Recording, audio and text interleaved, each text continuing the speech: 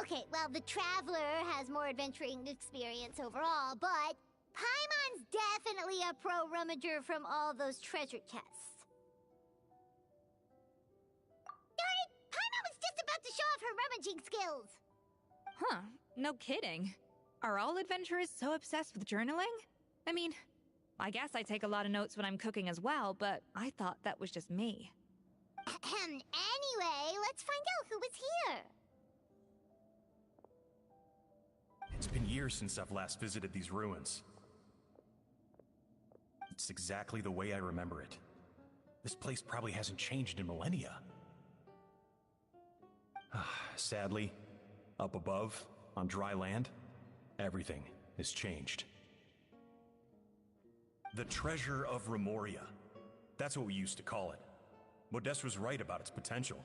It turned Gâteau de Bourg into a national sensation. Our limited stock of the substance meant that the gâteau could only be produced on a small scale. But this only drove up the popularity all the more. Modeste was right about that too. He predicted all of it. He was praised as a genius, while I, as the one person who'd ever disagreed with him, was labeled a talentless fool. Modeste tried his best to console me, but I knew better than anyone just how great the gulf was between us.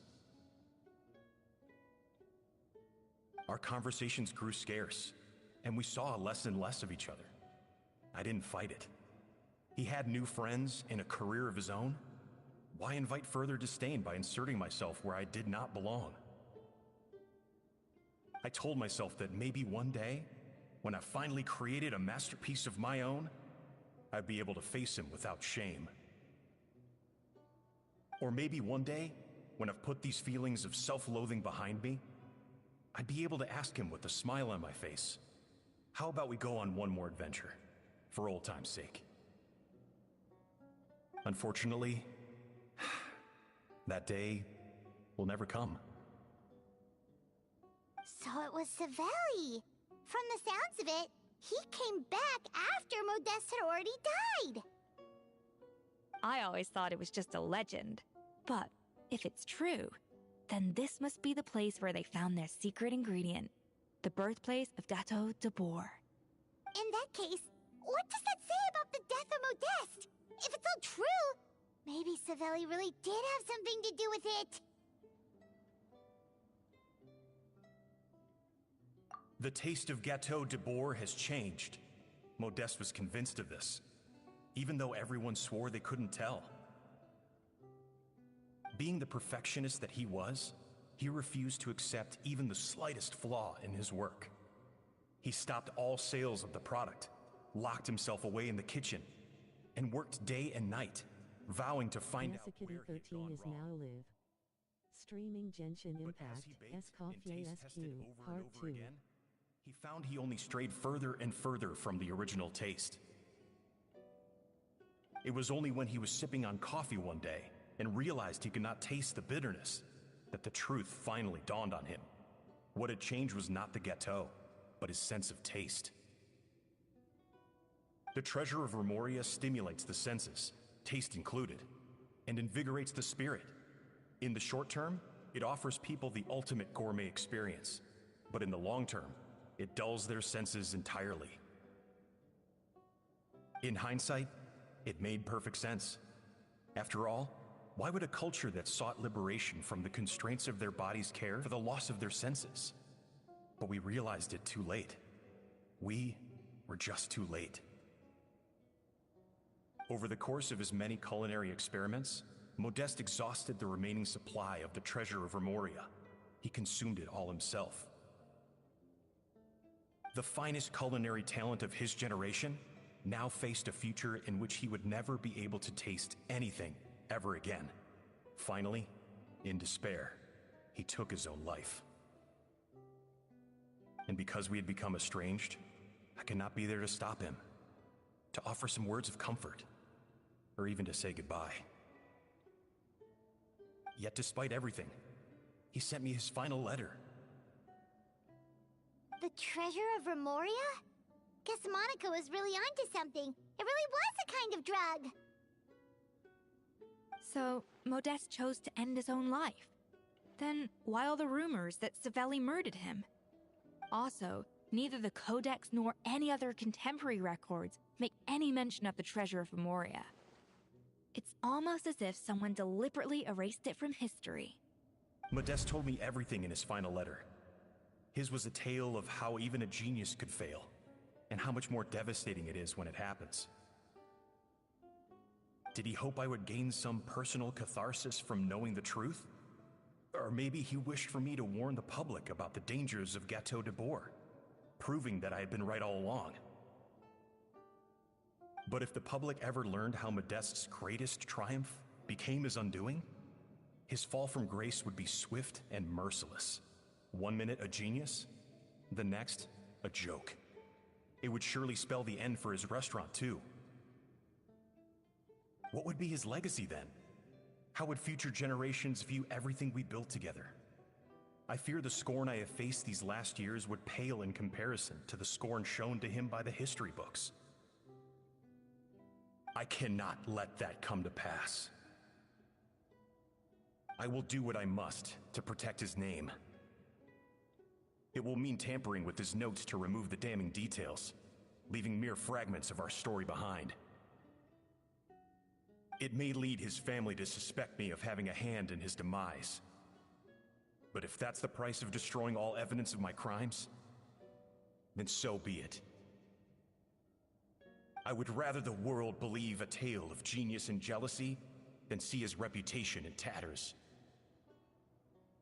The final loose end is the evidence here, at the bottom of the sea.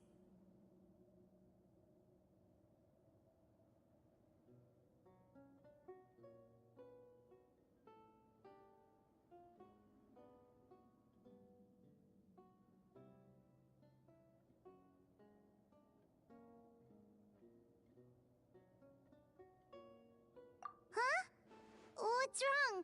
Didn't we say Savannah should be safe for now? So we thought, but if Monica finds out what happened to the treasure, there's no telling what she might do.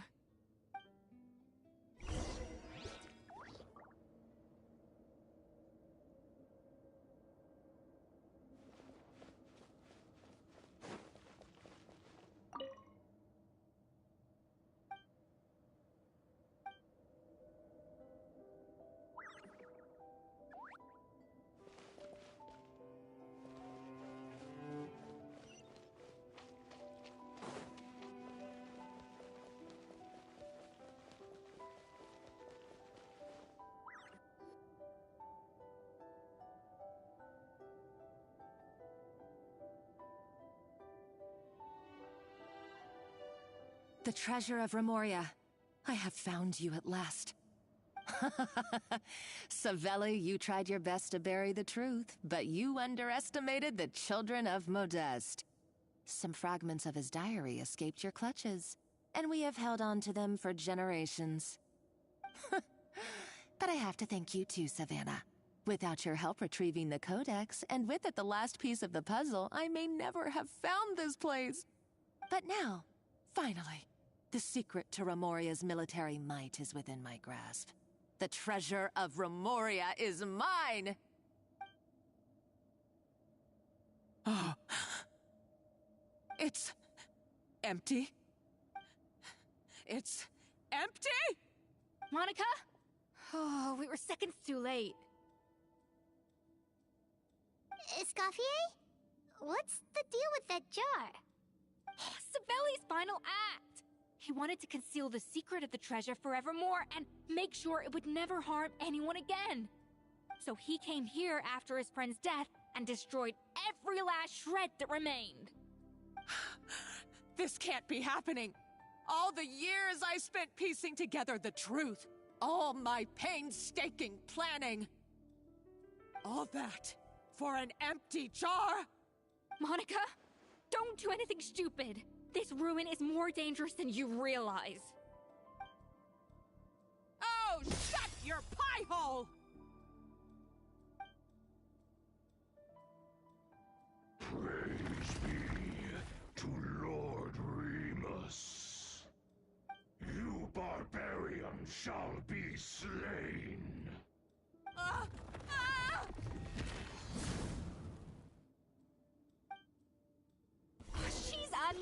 place.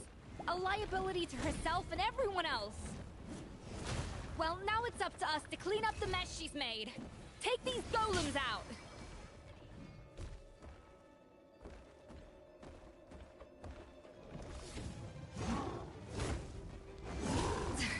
Shadows of fate.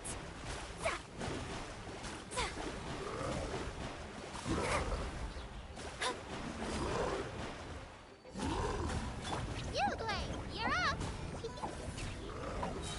Hey, go away!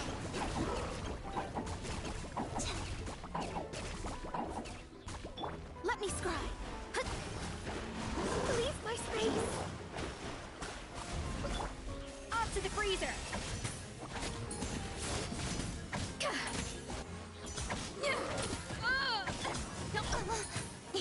to the chase.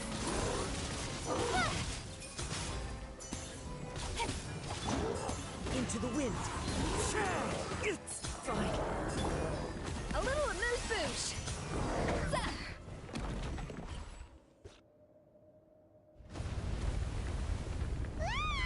Why is this place still shaking?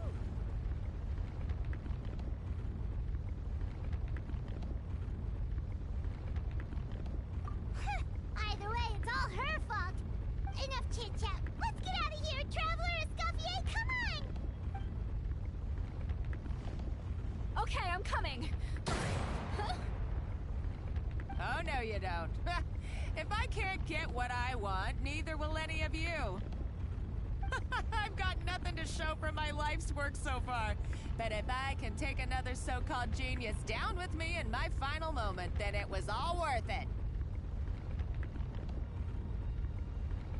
You're a psycho.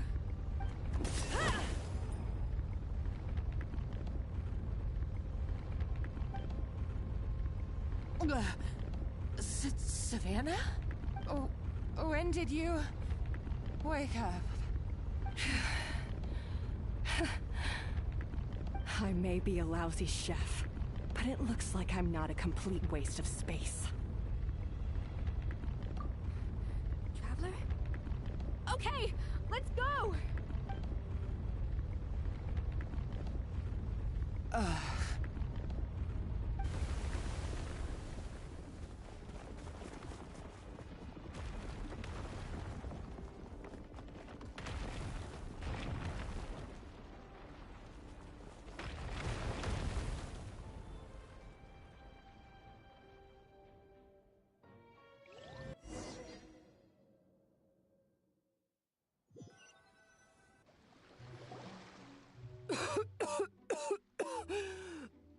Escoffier!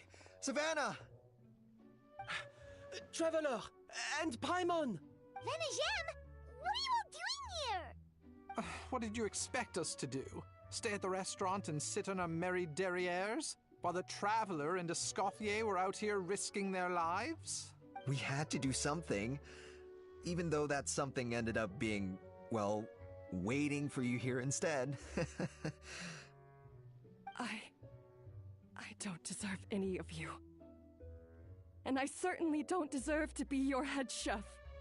It was my fault Escoffier had to leave.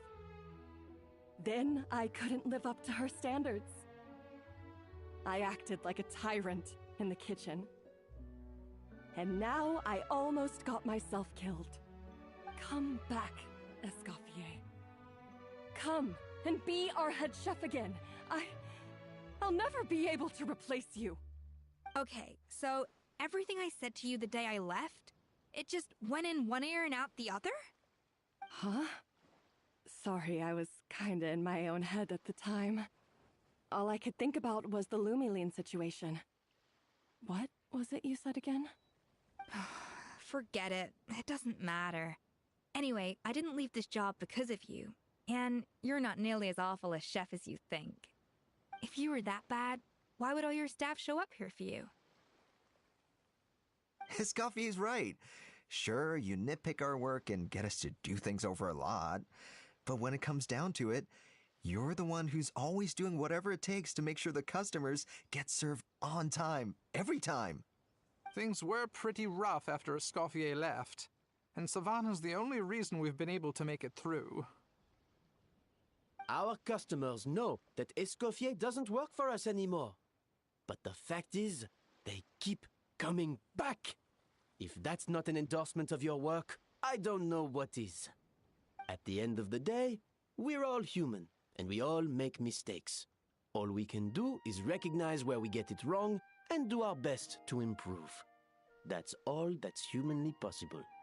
No, I get what you're saying, but what I did to Firmont and to Escoffier, it's unforgivable. Well, about that, there's someone else here to see you, Chef. It's been a while, Chef Savannah. Firmont? I'm so sorry. I put far too much pressure on you. And the way I stubbornly refused to go and see you after you fell ill. There's no excuse. But I'm too late, aren't I? The damage is done. I heard that you can't even hold a kitchen knife anymore. Actually, I think I'm going to be just fine. Huh? We thought Firmin's problem was purely psychological in nature. But after the threat letter came to light, it got Firmin thinking.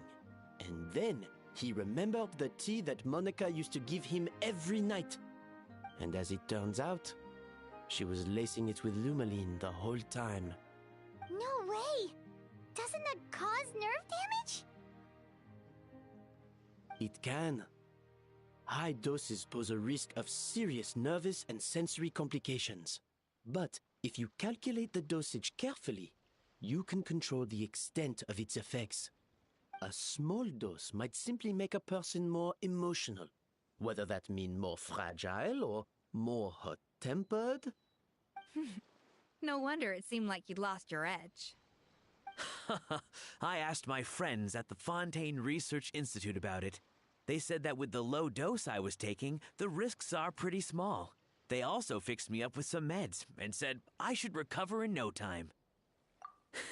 Well, that's what happens when you give someone a little bit of hope to cling on to. There's more. We believe that Firmin was likely not Monica's only victim. You mean she poisoned me too? Oh, so that's why Savannah's been so irritable this whole time! Let's not be too quick to blame everything on the Lumaline. That stuff can only amplify what's already there. So tasty food will seem like the most delicious thing in the world, while food you don't particularly care for will become utterly revolting. So you better make sure you reflect on your behavior and apologize to every single person you've wronged. I will. I'm sorry. There's still one question that's really bugging me. Why is it that no matter what I do, my Gâteau de Bourg never tastes the same as yours? Is it just... I mean, is it because you're a genius and I'm not? It's because the heating element in your oven is broken, you silly goose. What? I felt like something was off during the cooking contest. Once I got around to checking all the equipment, I noticed it right away. There was a half-degree discrepancy between the temperature setting and the actual temperature. All the ovens in the whole kitchen had the same problem, which confused me at the time, but by this point, it's pretty obvious that Monica must have tampered with them. I would have figured it out the day of the bake-off, since the issue affected both our teams. But of course, Monica sabotaged mine so that could never happen. No. I spent so long trying to find out where I was going wrong, and then you pinpoint the problem in just one night? It all comes back to one simple, undeniable truth. You're a genius, and I'm just plain old Savannah. Oh, cut it out! Stop the woe is me act for a second and just think. I came up with this recipe. You don't think that might have something to do with it? Do you know how long I spent perfecting my Gâteau de Bourg? 3 years! 3 whole years! I know this dish inside out, back to front and upside down.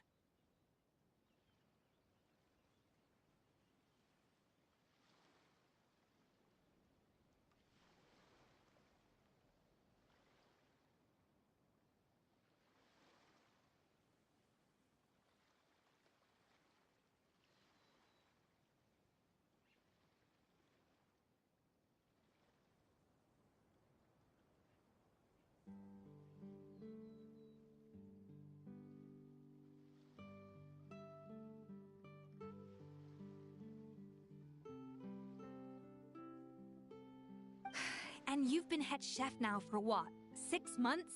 If that? A couple hundred failed attempts, and you're gonna throw in the kitchen towel? And declare you'll never be successful because you're not a genius?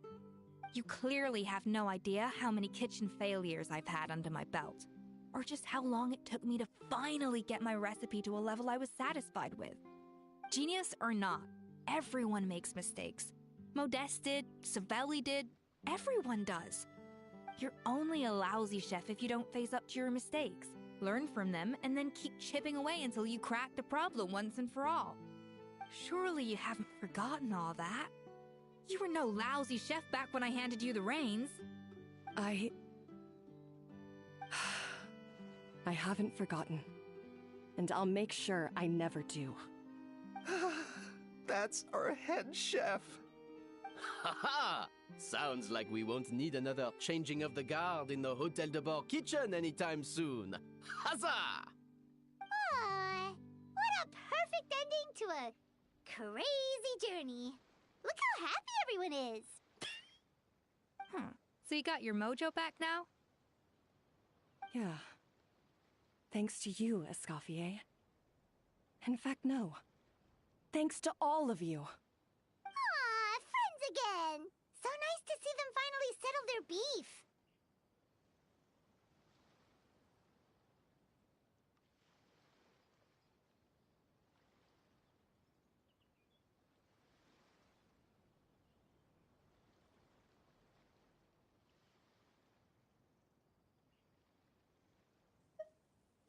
Good. So now that's out of the way. It's time for payback. You cheated in our last bake-off, and I demand a rematch right now. Huh? But that was mostly Monica's fault, wasn't it? Right. And also, does it have to be right now? Savannah's only just got her mojo back, and you barely escaped from a death trap. No excuses. This is a cooking contest between two top chefs, and nothing will stand in its way. So grab your spatula and get ready, because this rematch is happening today, right now, this instant. Hey, so, this whole time you were salty about losing? The second cooking contest commences now! This time, no more games, and no holding back!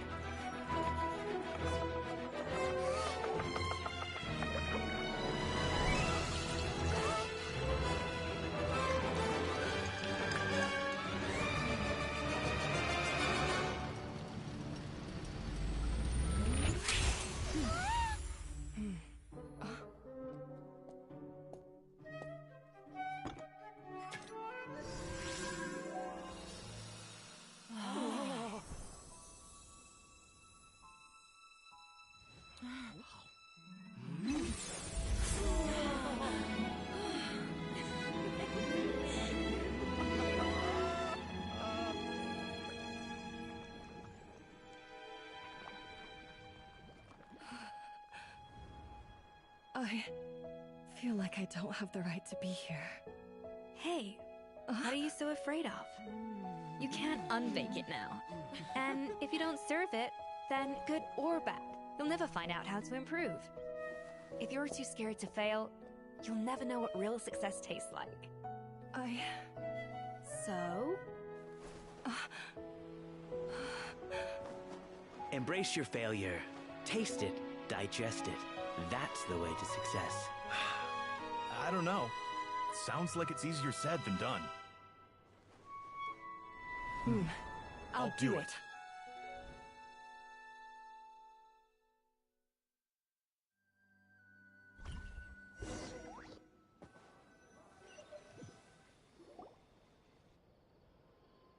The results are in! A landslide victory for Escoffier! Quite rightly, too. Piece of cake.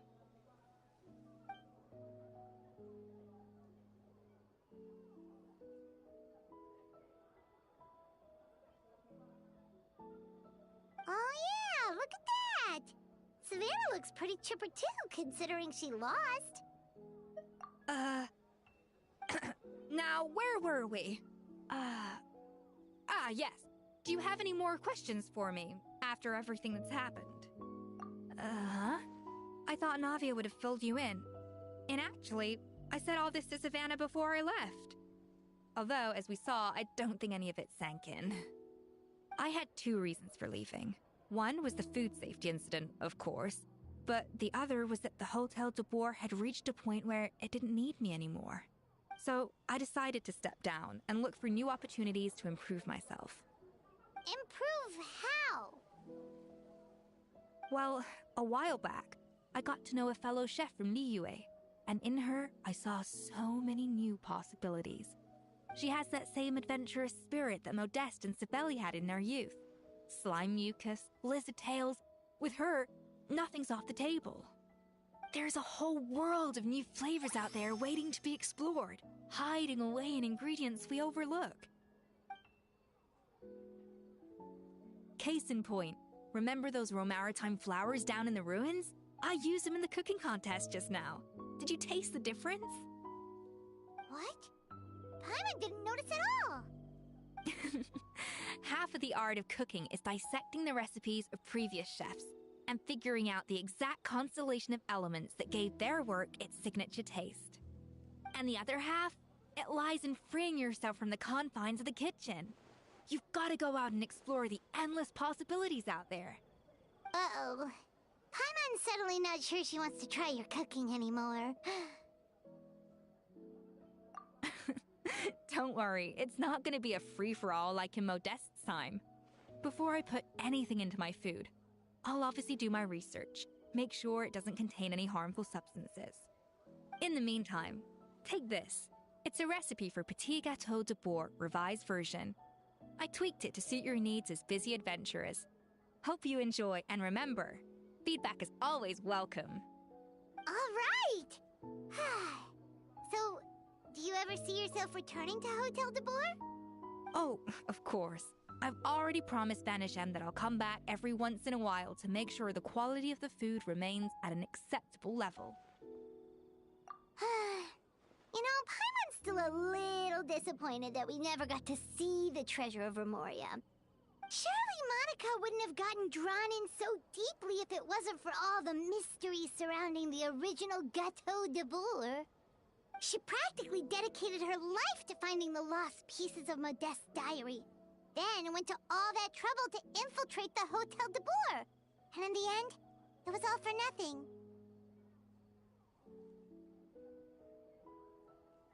Since you mentioned the treasure, between Modeste's writings and what we saw in those ruins, I think I may have figured out the truth. The so-called treasure of Remoria was most likely a substance that the Remorians extracted from Lumitoiles, better known to us as Lumiline. Huh? So then, why all the hype back in the early days of Gâteau de Boer? Don't forget, it was a very different era. We could barely even refine sugar back then, so desserts were very much in their infancy. In a world of bland food, it's no wonder that the first thing to really excite people's taste buds took the world by storm. And as for the Lumiline, it may well have been somewhat valuable in ancient times. But these days, it's just another drug from the Fontaine Research Institute. Even if Savelli hadn't destroyed it all, I doubt it would be worth that much these days. So after all that, there was nothing in those ruins but worthless junk.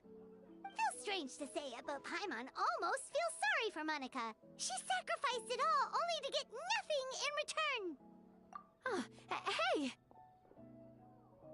Huh? Navia? You just got back from that underwater ruin, right? Well, check it out. They ran a special issue. Did you see anything like this down there? Freshly unearthed from the ruins of Remoria. A magnificent jar thought to be over 1,000 years old. Experts say it has immense artistic and historical value. It could be worth an absolute fortune. Wait! Isn't that the jar they used to hold the treasure? If only it was still in one piece. Some butterfingers must have dropped it or something. Ugh, it's such a shame.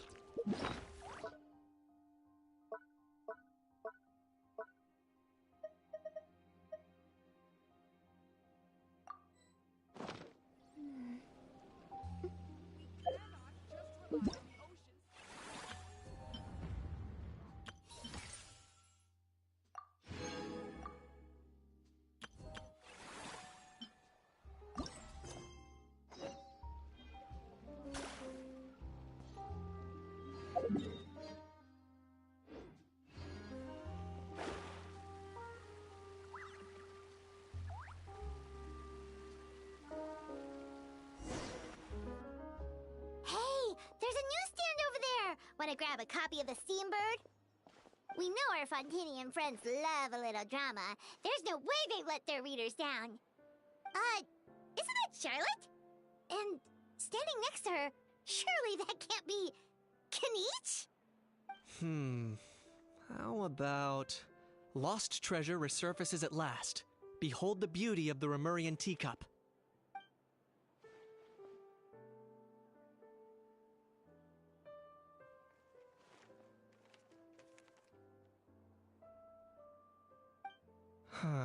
Pretty shocking. But it still feels like it's missing something. Ah, got it! Udex gravely wounded in shocking stabbing. Set to miss cross-border smuggling trial.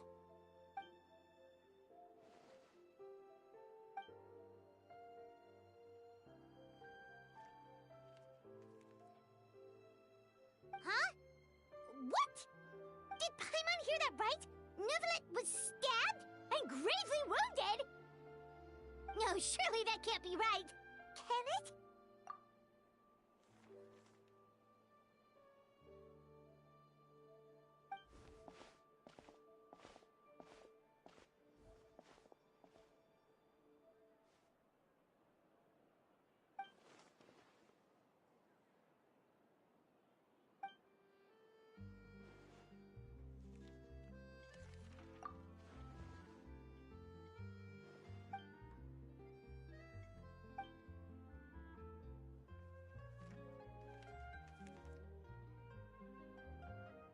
Hey there, you two.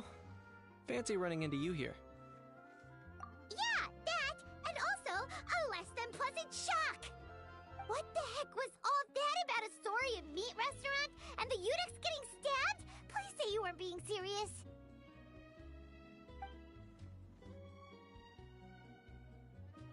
Trading tabloid headlines? Yeah. Charlotte and I were having a little contest to see who could find the most ridiculous fake news stories. Either I got lucky, or I have a knack for honing in on the most outrageous material.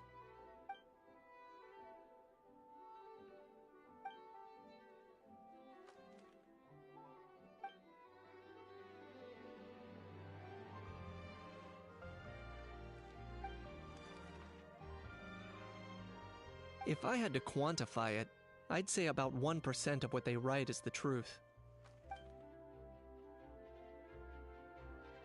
Huh? Him? Lenient? Oh, you gotta be kidding! Ah! Don't get me wrong. I'm not trying to give credit to these so-called news stories for occasionally including a grain of truth.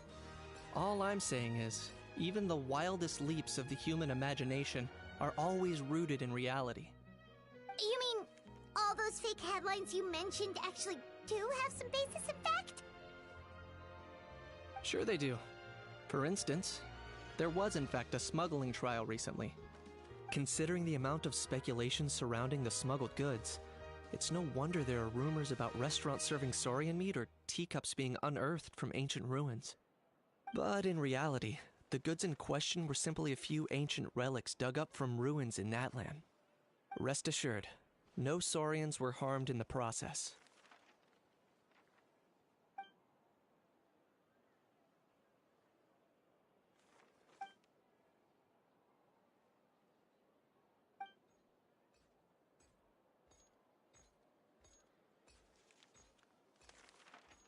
Oh, okay! Paimon was so busy freaking out about those headlines that she totally forgot to ask why you're here in Fontaine, Kinich.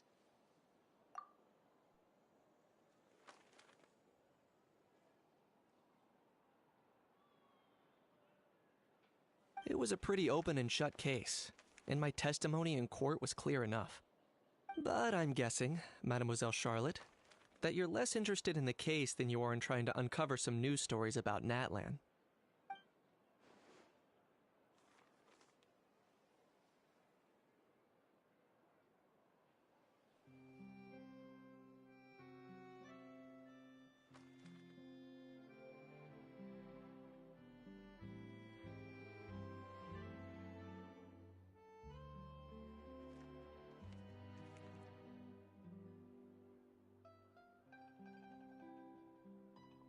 I appreciate your kind invitation, but like I said, storytelling isn't really my forte.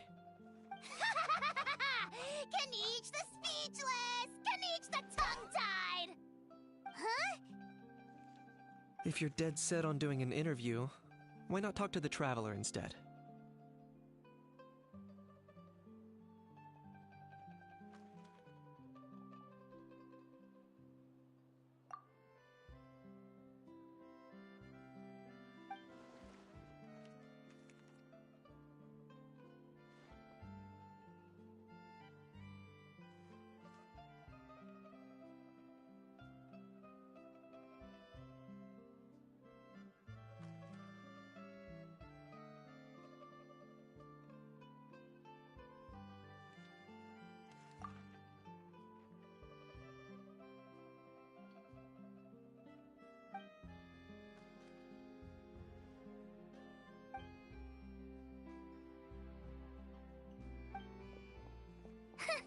Charlotte never stops, does she? Anyway, Paimon just has to ask. That how thing that popped out before, or was it a how? It kind of looked like a how, but at the same time... Oh, that thing. Yeah, that was a how. Huh? What's up with him? Like, he's still noisy, but he's way quieter than before. It's like he's trying to hide or something. Could be. Not acclimatizing? Aw, poor Almighty Dragon Lord is not feeling well. Too bad he can't come out to argue back. What do you mean? There's nothing physically wrong with him. It actually has to do with a strange law we learned about after arriving in Fontaine. Apparently, it's forbidden to release flying objects within Fontaine City limits during the first 3 days of each month. Paimon sure does! Paimon's been down this road before. There's an easy solution. As long as Kaniche holds onto a house tail, he'll be considered an Almighty Dragon Lord balloon, not a flying Almighty Dragon Lord. Not gonna lie, I was considering that. But a How wasn't too thrilled with the idea of huffing and puffing away in the form of a mini helium balloon. That said, it's pretty annoying how he keeps randomly popping up all of a sudden. Anyway, this morning I saw a notice outside the Palais Mermonia about an event that's set to take place outside the city soon.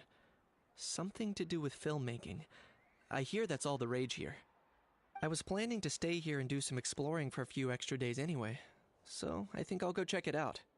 It'll be a good chance to let that noisy helium balloon out. He might even learn a thing or two. If you're free, why don't you come along?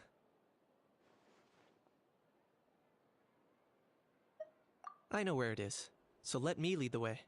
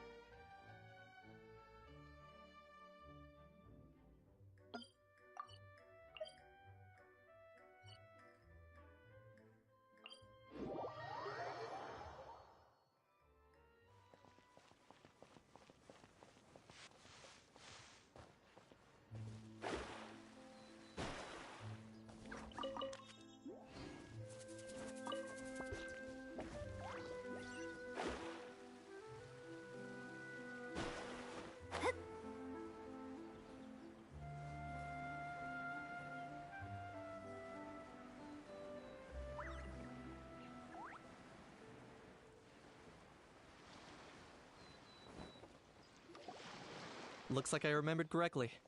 Here we are. Wow, this is awesome! Hard to believe it was just an empty beach before. Yeah, It was still completely deserted only a few days ago when I passed by on my way to testify at the Opera House.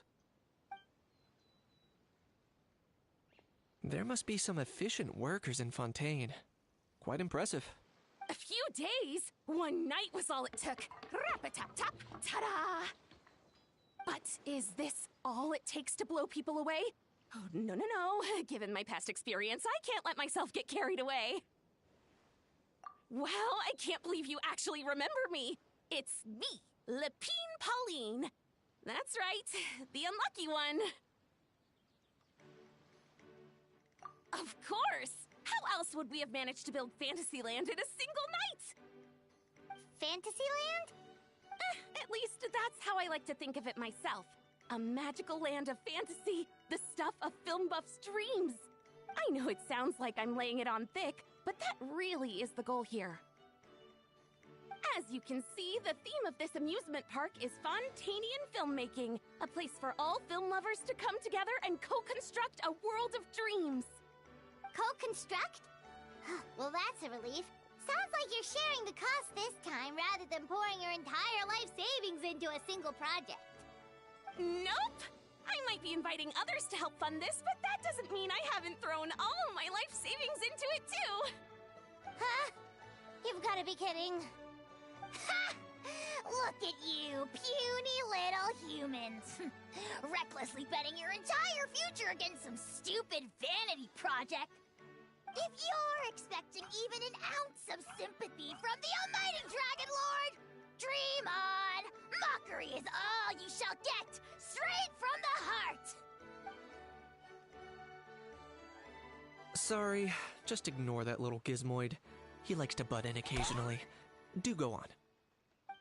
Gizmoid? Who you calling Gizmoid? You're the Gizmoid! Wow! That's quite a nifty mecha you've got yourself there. Is it some sort of smart personal assistant? You ought to let Miss Charlotte see your cool gadget. Oh, who knows? Maybe you could even look into mass production. Mass production? Ugh, insolent, vulgar, and disrespectful! I, the almighty Dragon Lord, am one of a kind! There has never been another like me, nor will there ever be! And another thing, smart is the understatement of the century! I shall have you know that I am Kahulahau, forebear of ancient wisdom! I lived for eons long before any of you were born! What? Heavens above! I beg your pardon, forebear of ancient wisdom. Please, I meant no offense. Idiot meets idiot. What's all the fuss? Making some new friends, are we?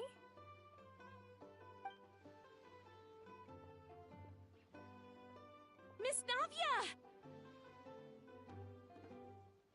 Allow me to introduce the star behind all the work that's gone into this venue. Miss Navia, president of Fontaine Spina di Rosula. Hello, everyone. Partner, Paimon, how have you been lately?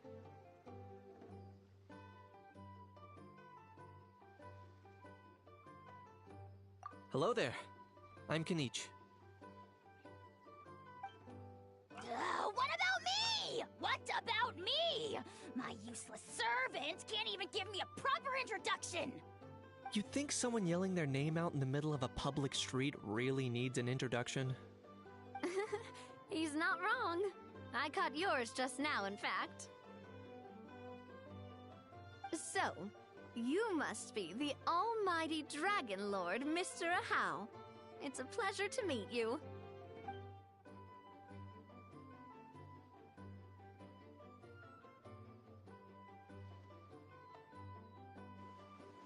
Oh, see that? That's what I call proper manners. Well, it's not every day you meet a well-mannered human. Navia, was it? Excellent. You may address the almighty Dragon Lord by his name. Navia, don't you think the title Almighty Dragon Lord is a bit silly? It's no big deal. All little animals do that, don't they? I mean, try to puff themselves up to look more impressive. Anyway, it's all thanks to Miss Navia and the Spina di Rosula that Fantasyland's gotten up and running in the space of a single night. Honestly, thank heavens! After all that paperwork and endless waiting, the event and venue finally got the green light.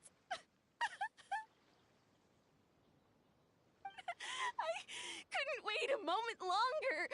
The second the approval came through, I reached out to President Navia, hoping she could lend a hand. After all, who else but the Spina di Rosula would indulge such impulsive demands?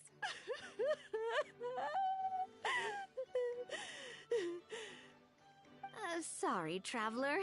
Miss Lapine Pauline sometimes gets a bit overwhelmed by her own excitement, as you can see. I'm guessing she hasn't gone into much detail about the event yet, so let me fill you in.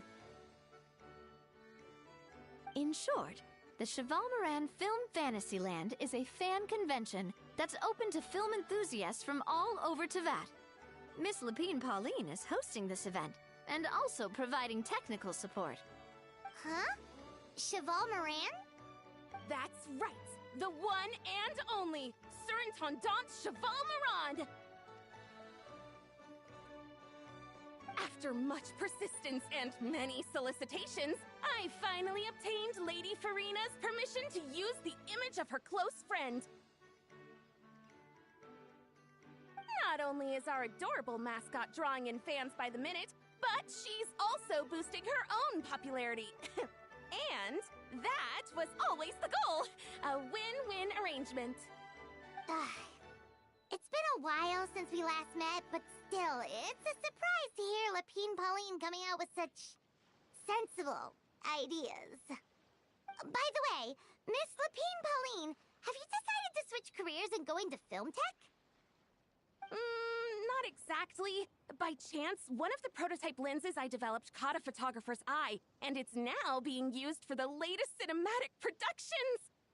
Thanks to this unexpected opportunity, I've had the chance to invent various film-related equipment and props. That's right. So don't underestimate Miss Lapine Pauline, our resident engineer. She's the technical powerhouse at the core of this entire event. As for the Spina di Rosula, we're mainly here to take care of planning, operations, and management. For anyone feeling inspired to set up a booth, Miss Lapine Pauline and I will provide the necessary technical and operational support once their application has been approved. By the way, Traveler, are you at all interested in taking part? It would be a chance for you to earn some extra income. Plus, with your skills, I'm sure you could bring something special to the table.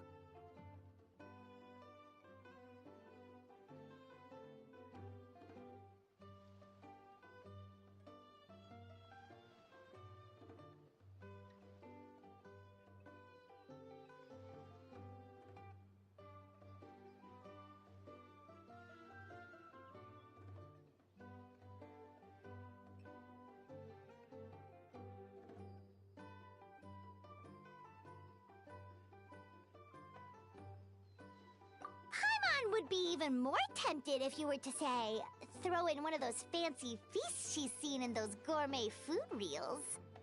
Well, as it happens, that'll be a piece of cake.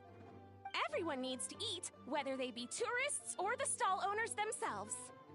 So thanks to Miss Navia's help, we've managed to invite none other than the celebrity chef, Miss Escoffier, to run our theme restaurant. Look over there!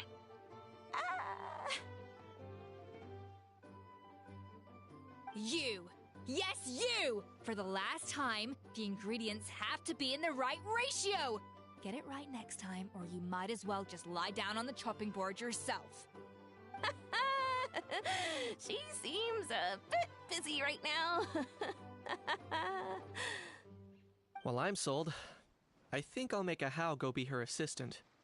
You little... What's your game here? Demoiselle, sorry to bother you, but there's an issue over here that requires your personal attention. Apologies. Looks like it's back to work with me. Please feel free to take a gander at what we've got. Anyway, if you're interested in taking part, come find me later.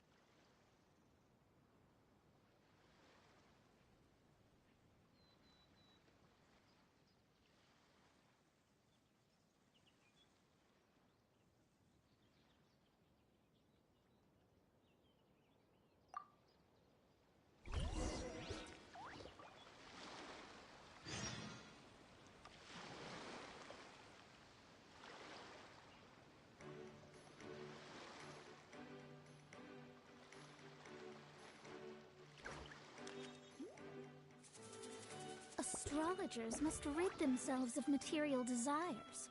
Only by ridding oneself of clutter can one see the true world around them.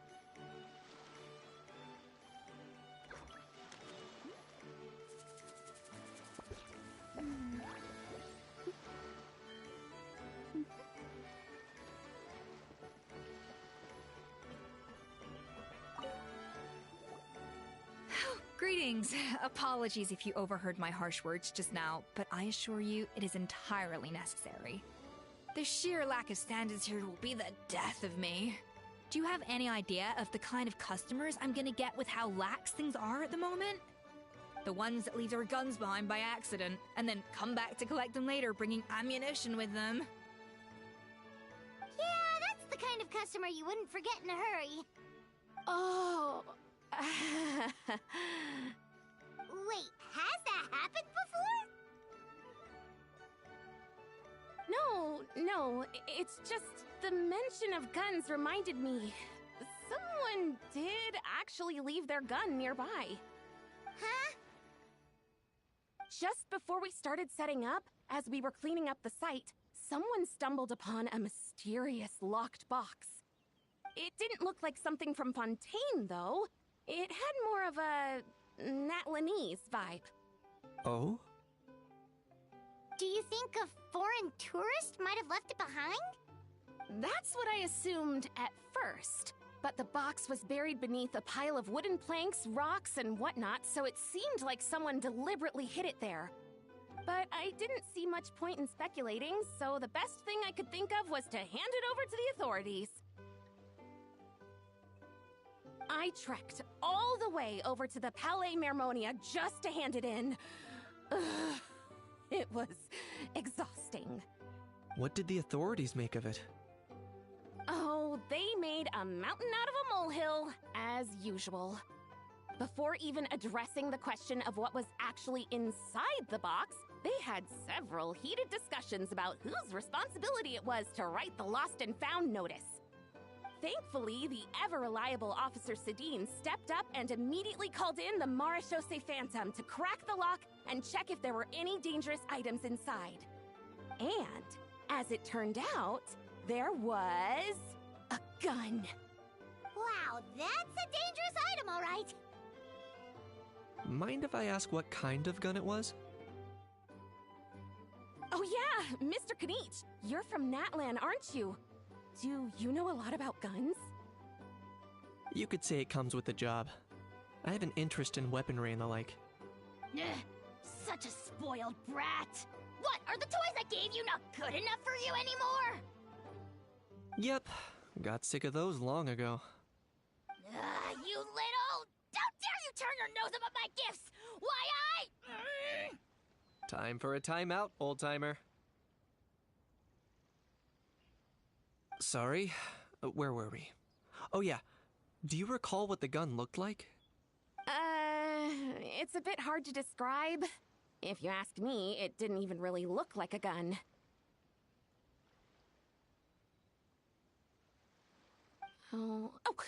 Give me a second. I'll knock out a quick sketch.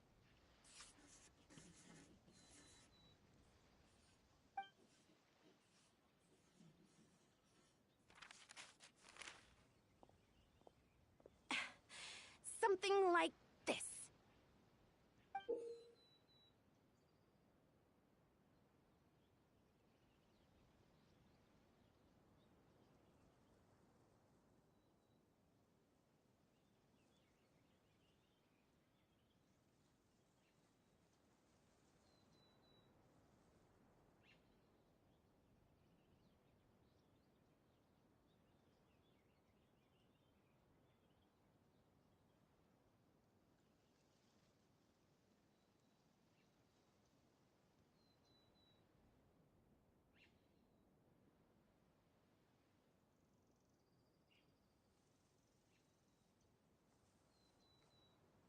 Whoa, it's so neat and precise!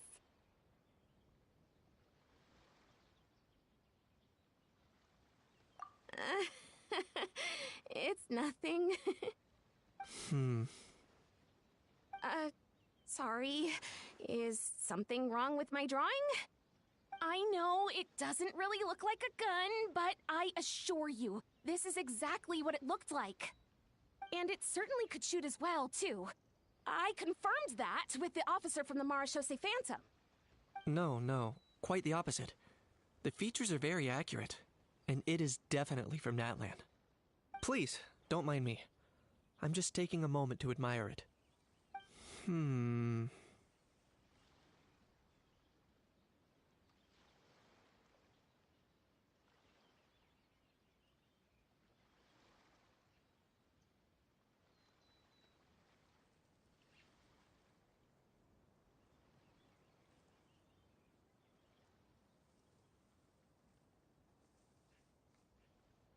Hello.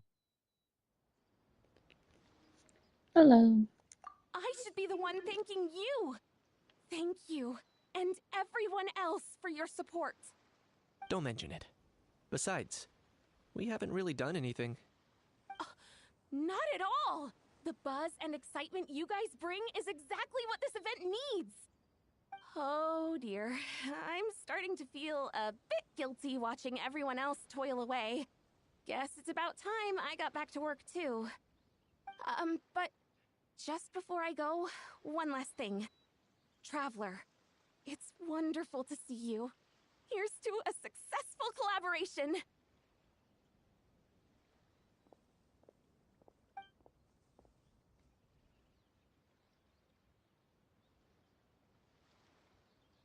How is it going? Going good, how are you? I'm sure you noticed that there was something unusual about that gun.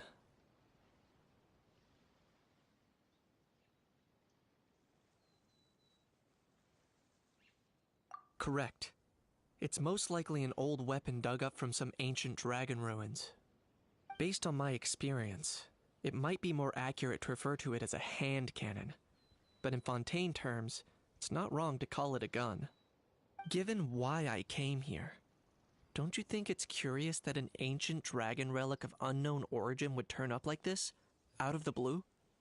I suspect this gun might have something to do with that smuggling case. It might have slipped through the cracks. Time is of the essence, so I'd like to head over to the Palais Mermonia to verify my suspicions.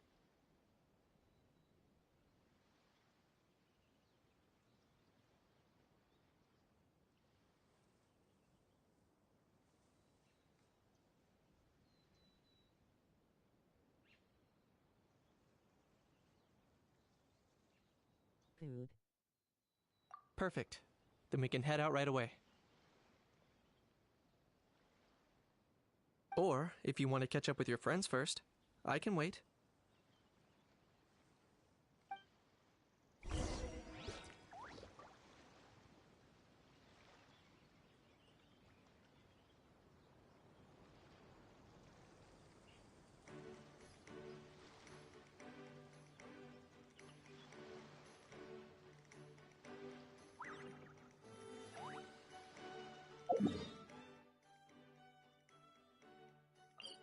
Kinich sounds so calm in his new voiceover.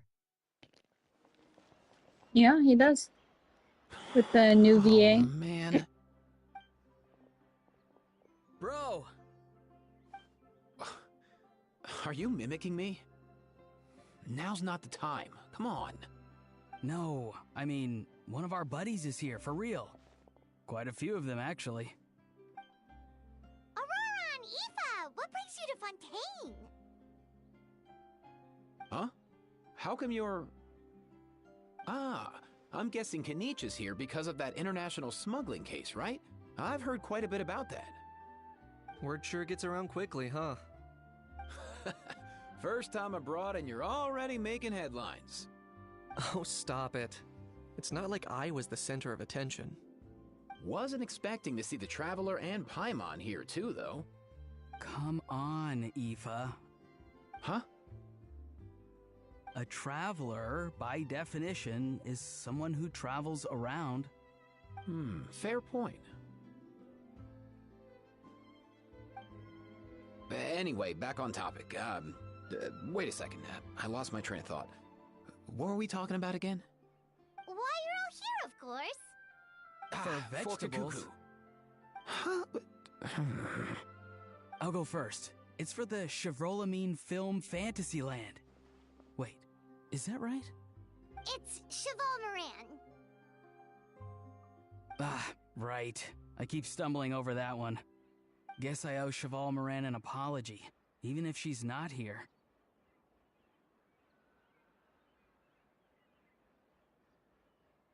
Anyway, long story short, the festival restaurant urgently needed fresh vegetables from Natlan, which is why Aoife and I are here.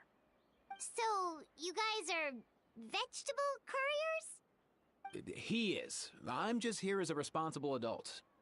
It's his first time traveling so far away from home, and all the elders in his tribe were worried. So they had me come along. Even though it's your first time, too. Right, but they still picked me to accompany you. You gotta wonder why that might be. Don't you get it? They all just saw how overworked you were, so they used it as an excuse to send you off on a vacation. Wait, what? So I'm getting the grandson treatment now, too? See? Doesn't matter how much older you are than this dude. Hang out with him long enough, and you'll eventually find yourself being treated like a kid. Meaning everyone looks after you. What's so bad about that? In theory, nothing at all. In that case, guess I better start over. Hi, guys. My name's Aoife, and I just turned 5.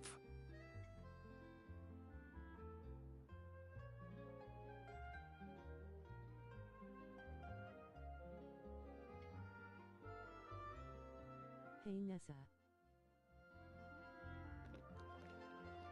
Hi.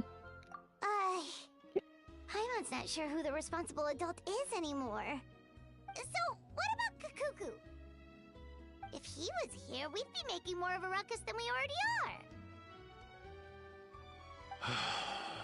That's exactly what's got me worried. Aoife, there's nothing to worry about. Did you try out Escoffier? You're a big boy. You can handle yourself now. Even I did. Kakuku. I did the story quest earlier.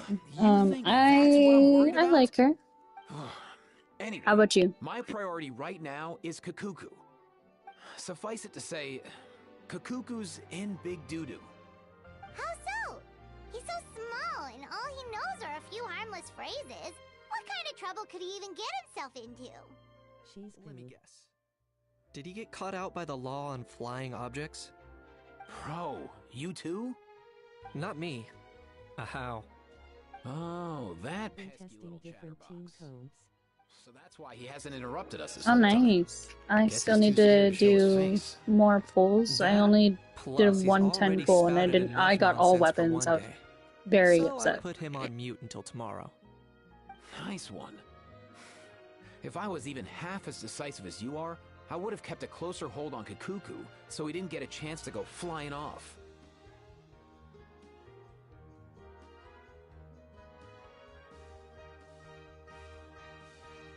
Oh no, bro. Or rather, did Kakuku get caught by the guards for flying around?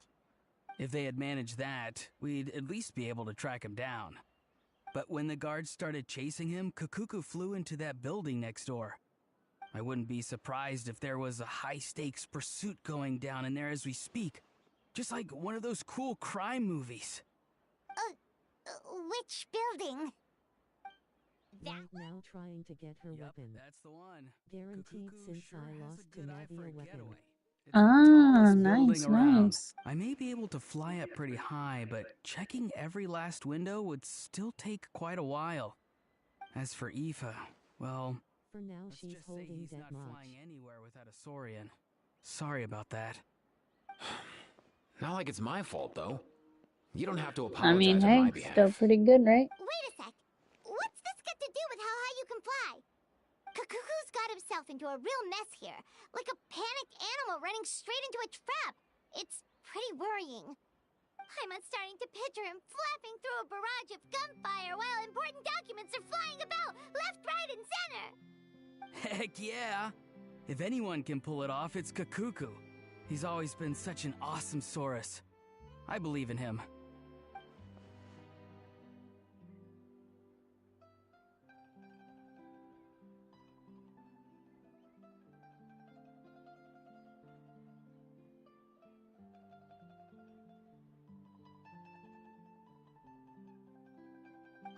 for real now?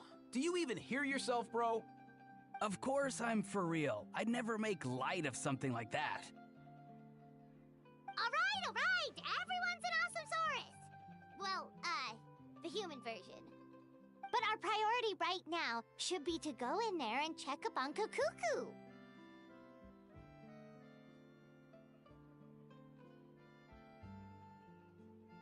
Leave it to us. You sure? Wow, awesome. That'll be a huge help. And if Kukuku doesn't listen to you, I give you permission to pull out a couple of his feathers. Wait, since when was that up to you? Well, then it's your call, bro. All right then, if Kukuku doesn't listen to you, I also give you permission to pull out a couple of his feathers. There you go. If he objects to that, tell him to come find us. He won't. Trust me.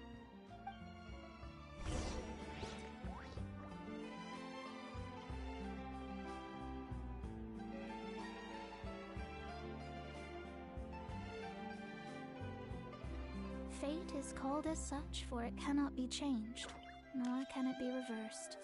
It can only but be accepted.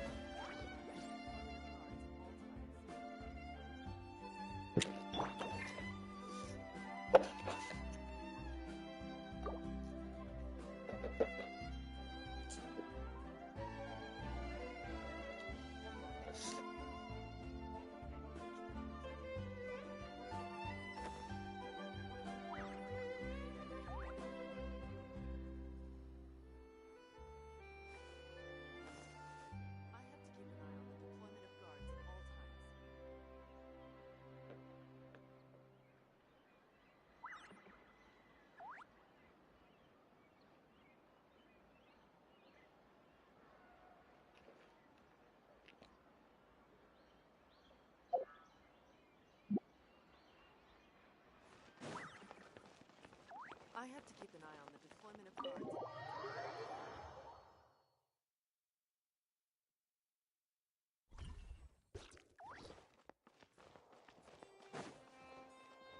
Nothing new there.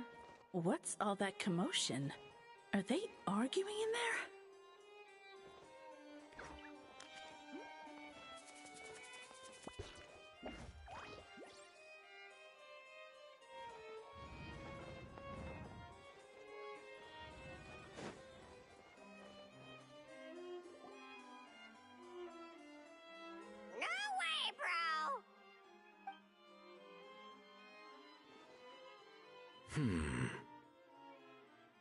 Did he say he came from Natlan? No. Get out of here! I can understand his words, just not what they mean. Oh no.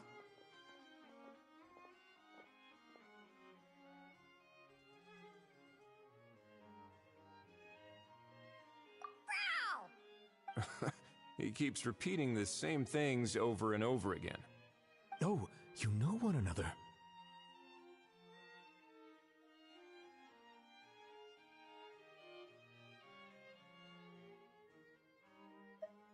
He's a friend! Yeah! A saurian friend of a human friend! Great. Well, that was easy. Looks like we've tracked down the owner. Guess that's one less lost and found notice for you to write, Monsieur Neuvillette. For real? Traveler, was there something important you wanted to discuss with the Udex? I'm just about done with my business here. Need me to step out? Stay and hear them out first. Perhaps it will have some bearing on your own work. If I'm not mistaken, you are the same Mr. Kanich who served as a witness in the smuggling trial? I take it there's been a further development in the case. That's right. Very perceptive, Mr. Udex. So you've met Neuvillette before? But wasn't the trial overseen by another judge? I've seen his photo in the papers. But as for this other gentleman... Allow me to introduce you to Mr. Risley, administrator of the Fortress of Meripede. Or in layman's terms, Fontaine's prison warden. Please, feel free to share anything about the case. There's no need to keep anything from him. Pleasure to meet you. Pleasure to meet you! Wow, that sounded just like me. But should we really discuss official business in front of the Saurian? Oh, wow! Oh, no! I believe he said, or rather, I suppose he meant, that he'll keep this to himself. Though I should mention, Mr. Kukuku, that we will have to ask you to sign a confidentiality agreement. Sure thing, bro!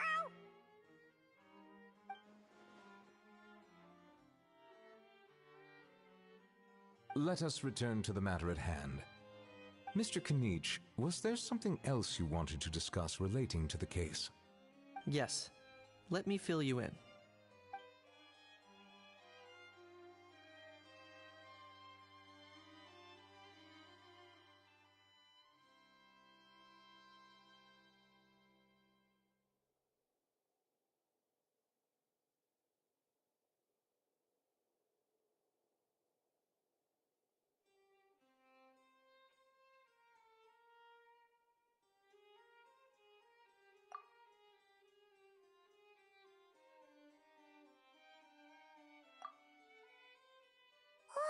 Wow!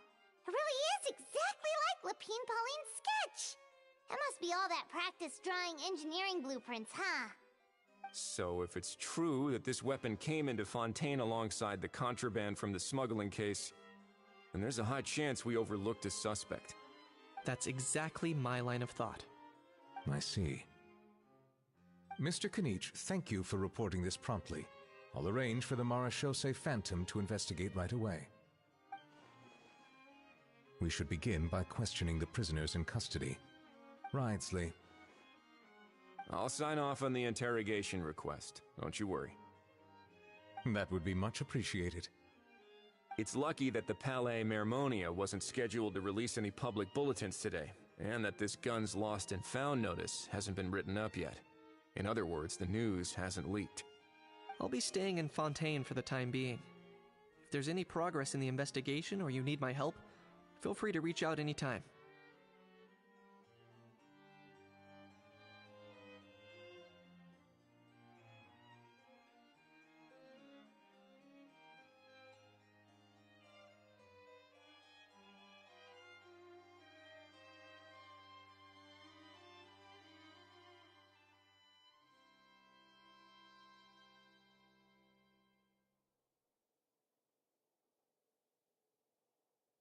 Yep, we were just about to go help out with Lapine Pauline's convention. If there's any news, we'll keep you all posted. Marvelous. Thank you all. Well then, all that's left is to...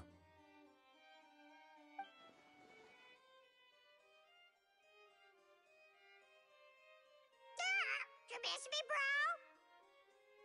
bro? He really does come out with the most unexpected things. Who did he learn it all from?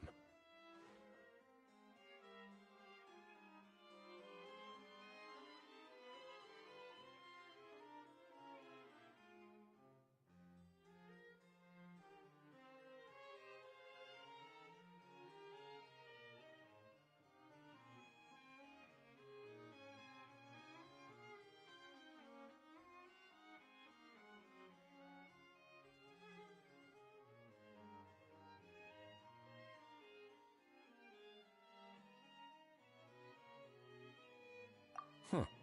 Well, it's pretty extraordinary. Anyway, according to due process, we must first determine whether Mr. Kukuku qualifies as a flying object. And, following on from our conversation just now, he also needs to sign a confidentiality agreement. Drafting said agreement may take some time. Looks like you'll be staying with us for a while then, Kukuku. Excited? That would save us a lot of trouble. Many thanks. All right then, we'd better get going. No need to see us off.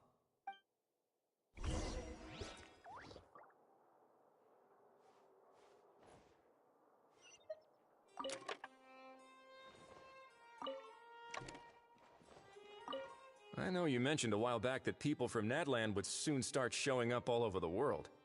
But I hadn't expected anything like this. It seems no matter where they come from, all dragons are inquisitive by nature. You can say that again! The same might well be said for humankind.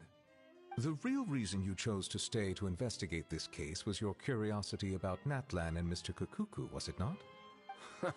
Guilty as charged. Nothing gets past you. So, how about we take this opportunity to chat a little more?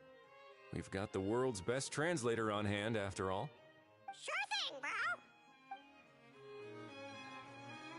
bro. I know you mentioned a while. It seems no matter... You can say that! The same might well... The real reason... So, how about we take this opportunity to chat a little... Sure thing, bro.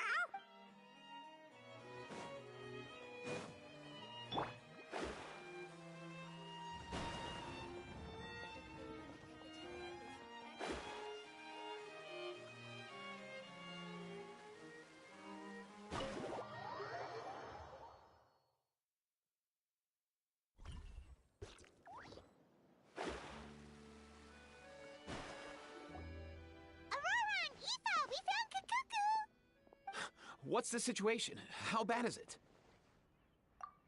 Oh, no. When I saw that Kukuku wasn't with you, I'd already prepared myself for the worst. Relax, Aoife. Maybe Kukuku just prefers high-rise living now. Sometimes you just have to let the kids grow up and make their own choices in life. For real now? Do you even hear yourself, bro? It's not that bad. Kukuku's fine. Still very much alive and kicking for starters. He hasn't been arrested either, so no jail time.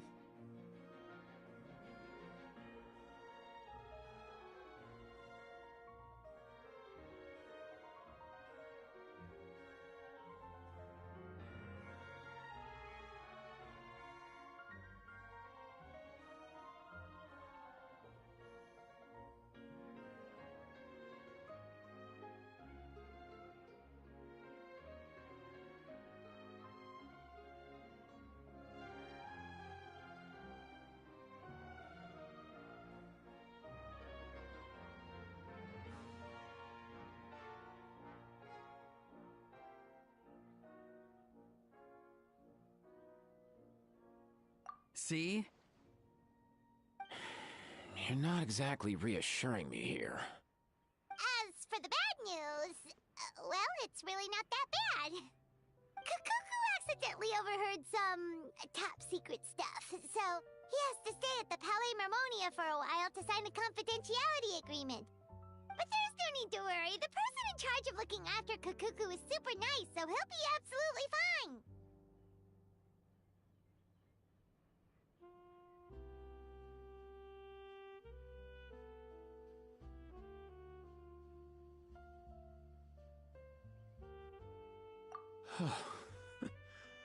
All right. That doesn't sound too bad after all. Wow, hearing that's put my mind to rest. But based on my understanding of how things work here, the ban on flying objects should be over by the time Kukuku actually gets out. What a shame. Oh well, I guess we'll just have to go have some fun without him. You don't look disappointed in the slightest. Anyway, Auroron and I will be staying in guest rooms upstairs at the Hotel de Boer for the time being. Feel free to drop by if you need us.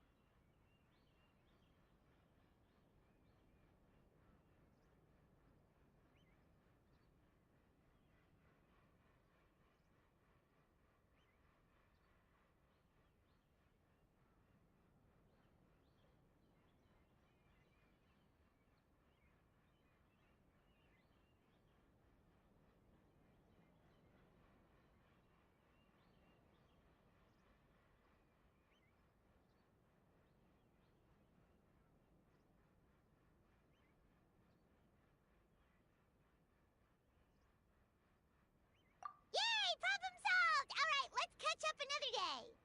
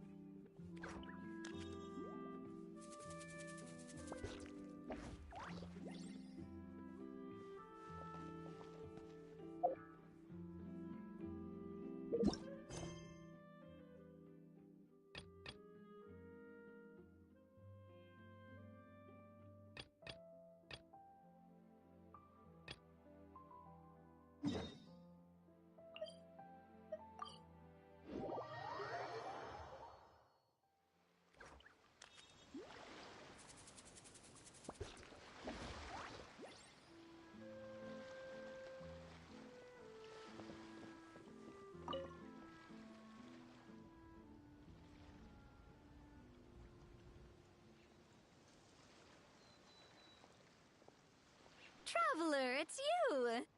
Ready to join the Cheval Moran Film Fantasyland crew? It's time, dear partner in Paimon, for us to turn our attention to the Cheval Moran Film Fantasyland. As I mentioned, the park was started up by enthusiasts who brought in the Spina di Rosula to handle the planning, construction, and operations. Of course, enthusiasts aren't typically all-around experts. They usually stick to designing the event booths. We, for our part, handle long-term operations and develop standardized strategy guides for the different activities. Long-term operations? Strategy? It all sounds so complicated. We spend most of our time adventuring, and we barely have any experience running a stall. Do you think we can handle this?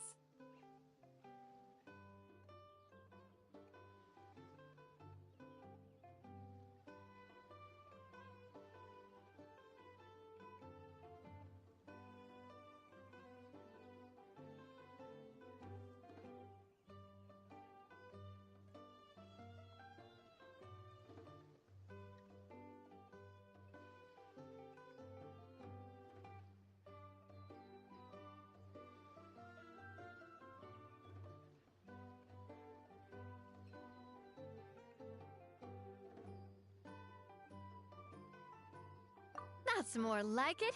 You've seen it all before, haven't you, partner? I'd even go as far as to say you've shaped some of Tevat's biggest business ventures. Anyway, first things first. Let's get an overview of how the whole festival's gonna be run.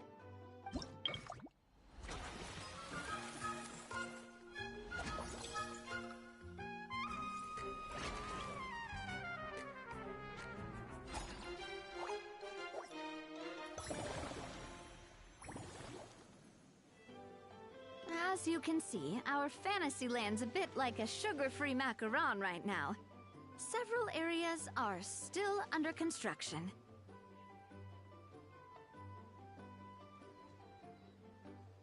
The Spina's only been able to hire a limited number of craftsmen.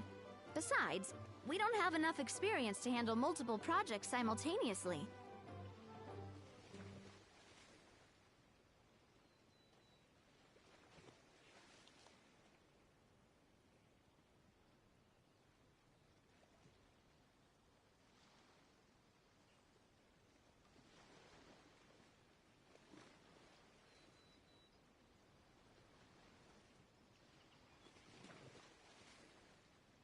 That's why I chose to adopt a time slot-based planning method, so we can focus on specific tasks during each designated period.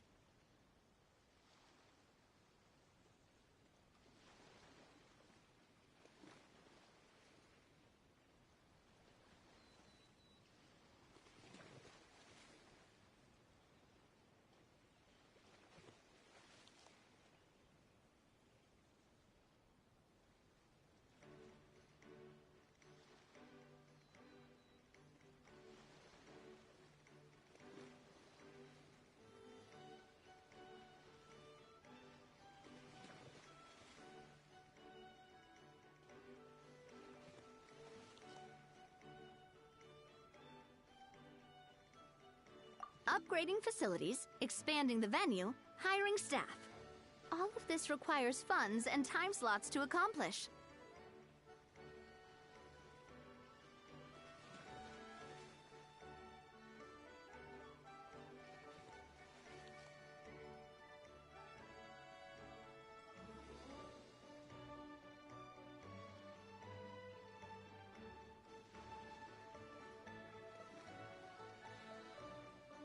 So, it's our job to allocate precious time slots in each business cycle to the most worthwhile tasks.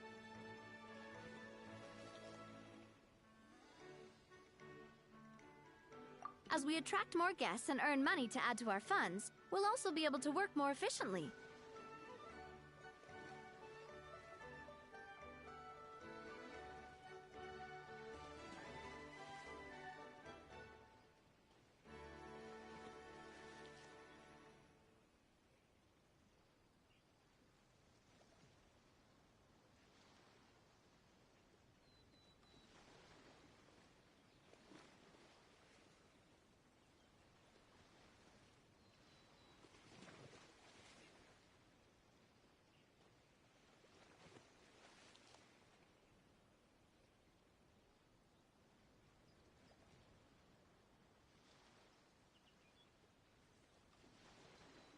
Which will allow us to divide each cycle into finer time slots, which will let us get more done.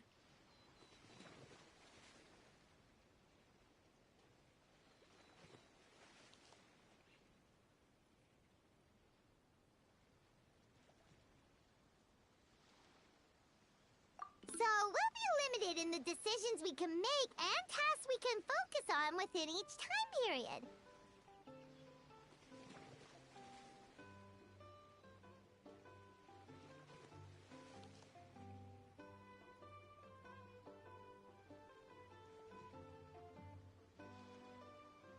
Which means we have to use our limited actions and Mora to earn even more Mora.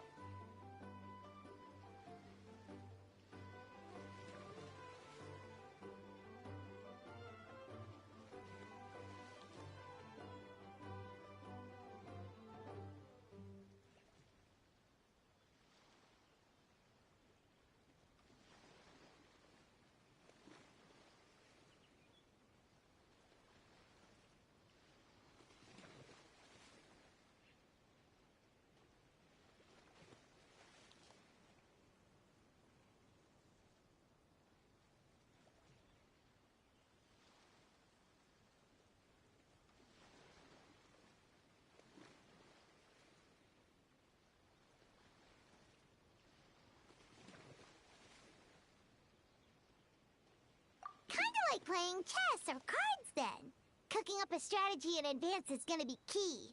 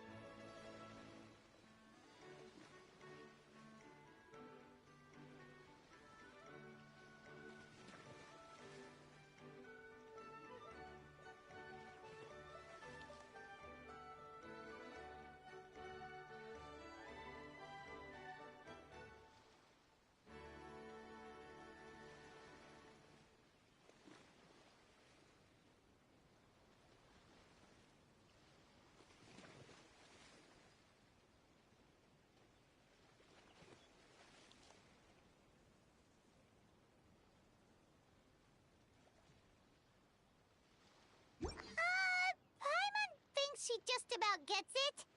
How do you feel about it, Traveler? Yep, you mentioned standardized strategy guides just now.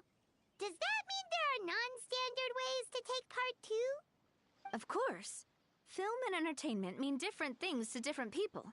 And there's gonna be a wide range of exciting activities for people to try out. If we're not careful, some visitors might wander off and end up getting in trouble. And others might pick up dangerous props by mistake. To avoid confusion, we need to create a standardized strategy guide for each activity. Just think of it like a walkthrough. Wow, if we're the first ones to test out the activities, who knows what surprises there could be waiting for us. But if we hit a tough spot, we'll just have to rely on our skills to carry us through. Hopefully it goes without saying that I'd never put you in danger, partner. I carefully checked all the existing activities before you arrived, and I can assure you that they're all perfectly safe. I also wanted you to experience the activities before anyone else gets to. It'll be fun. Plus, we'd like to hear your thoughts and suggestions. Oh, those are two things Navia is best at! Making people feel safe and having fun! Great! Well, I can't wait to hear what you think. Your input is super important to us. All right then, let's start with eclectic escapades and put our first guide together.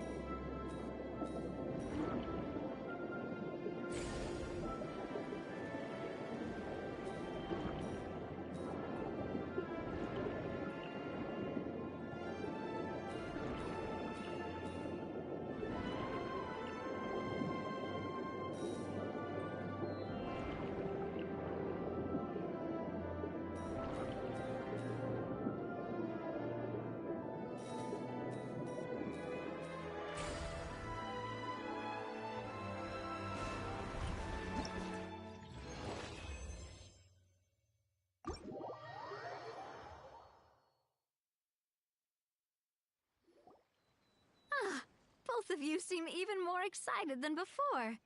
Looks like your first trial run didn't disappoint.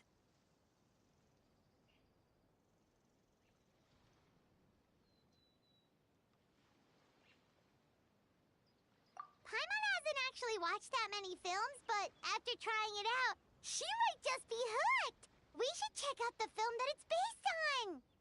Great job, Paimon. That's exactly what our enthusiast friends were hoping you'd say. They'd be beyond delighted to hear that visitors are curious about the films that inspired these attractions. Some have even been willing to contribute extra funds out of their own pockets. Where budgets have allowed, of course. Out of their own pockets? That's right.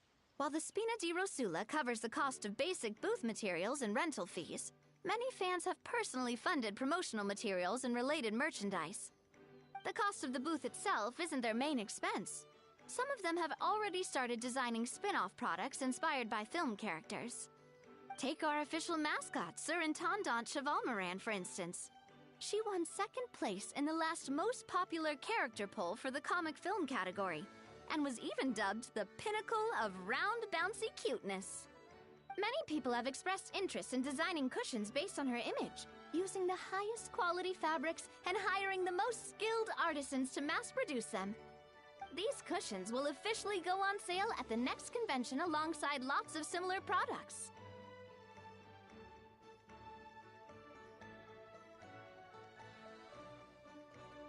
Sounds irresistible, right? Plus, as Surintendant Chevalmoran's guardian and official image rights agent, Farina will receive 60% of the sales revenue.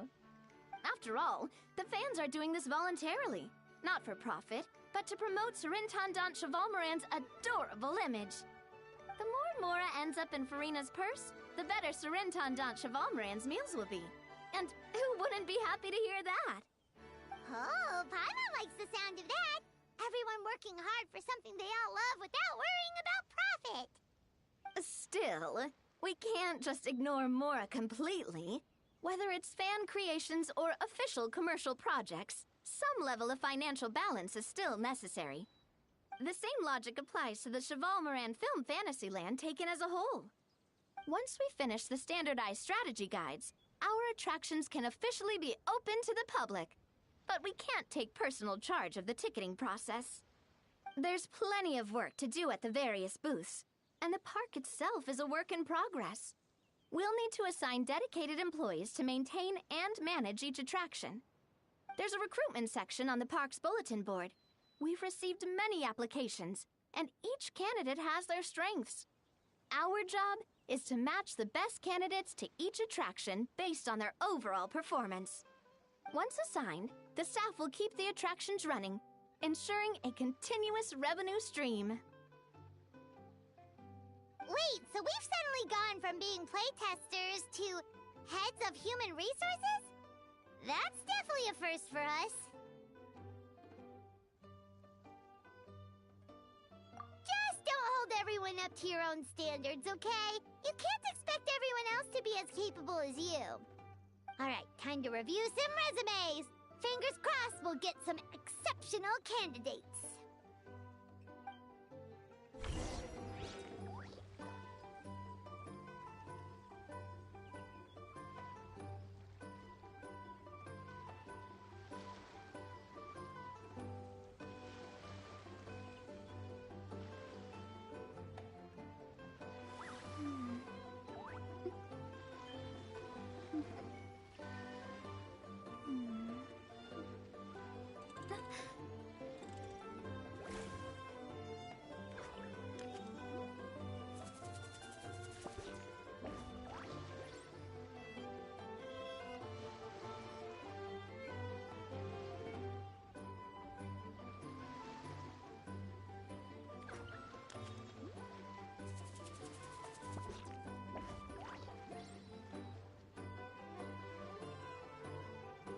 Astrologers must rid themselves of material desires. Only by ridding oneself of clutter can one see the true world around them.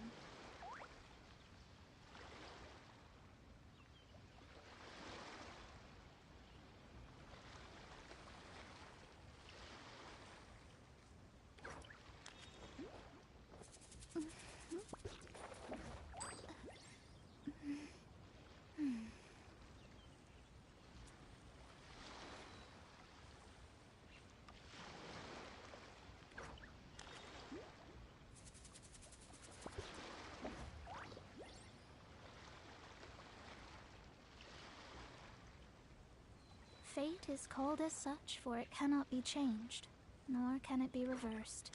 It can only but be accepted.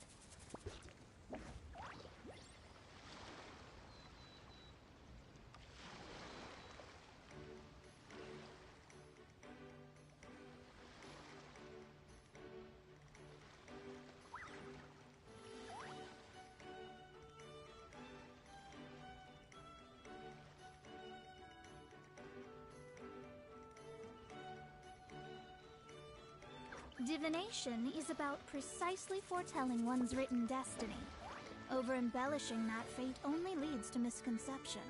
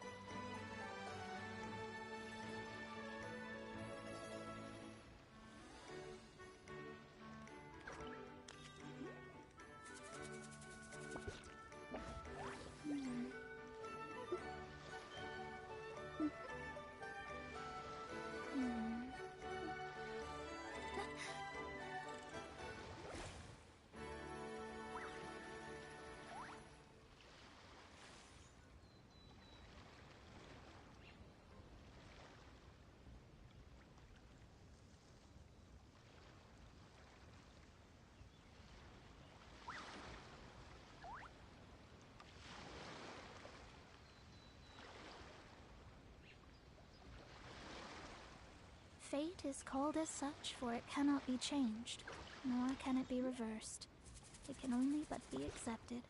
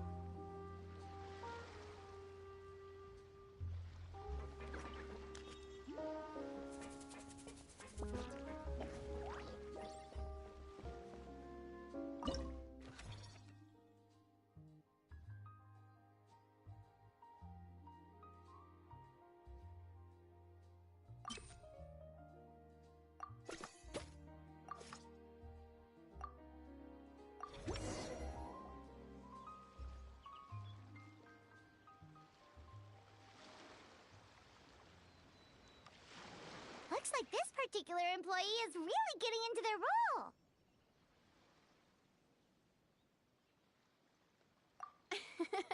You're both doing great. You sound more like bosses than I do.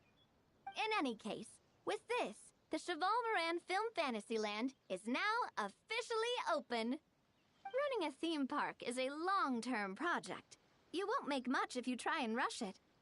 We're just about done with our current work setup, so let's take a short break and wait for this cycle's revenue report to come in.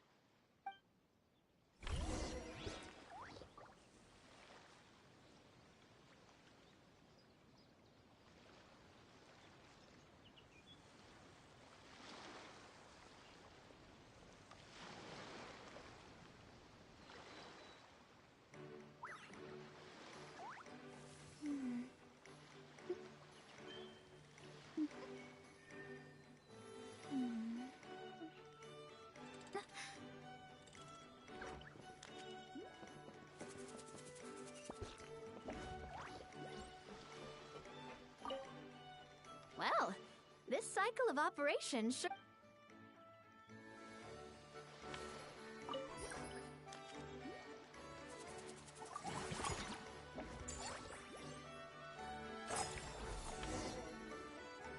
Well, the numbers might not look that impressive, but given that we're just getting the ball rolling, I'd say that wasn't a bad start. Building on this momentum, we must consider rolling out more unique business strategies during the next cycle. To draw in the crowds, I've invited one of Fontaine's very own celebrity chefs, my good friend Escoffier. She'll be performing right here in the amusement park's restaurant. On that note, let's go catch up with her. So, is the restaurant part of our business strategy too? There are so many layers to this operation.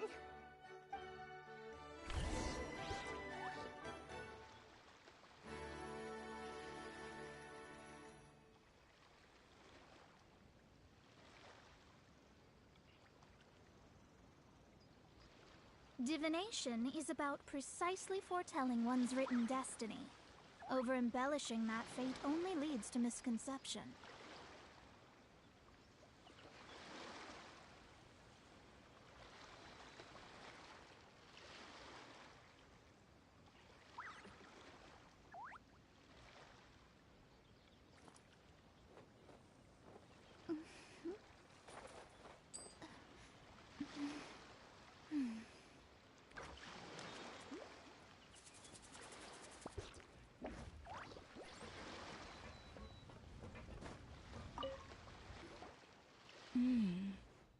The restaurant is up to standard, and the waterside location will make for a unique dining experience.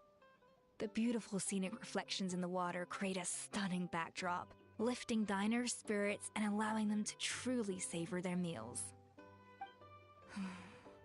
Ingredients, check. Cooking utensils, check. Looks like we're ready to rumble. Hey there, Escoffier!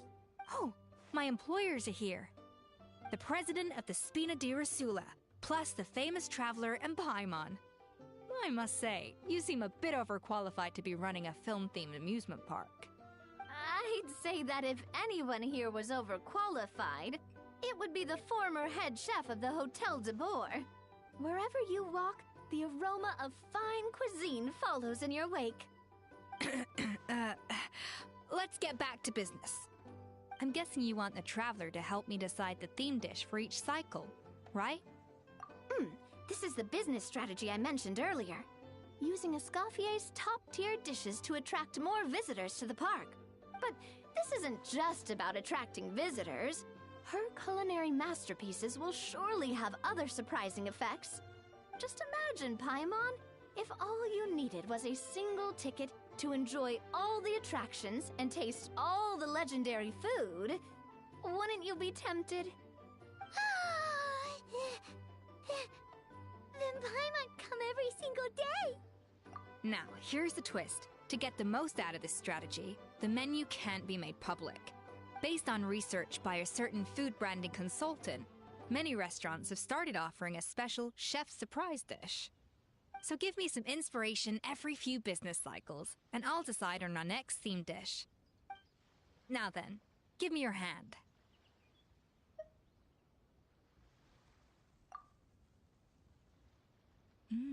A warm and energetic feel. Your hands are calloused from wielding your sword, but still quite delicate. When you grasp its hilt, it's like you're holding the bow of a violin. A sword, then. The theme this time shall be strength. All right, let's find out what strength looks like in gastronomical form.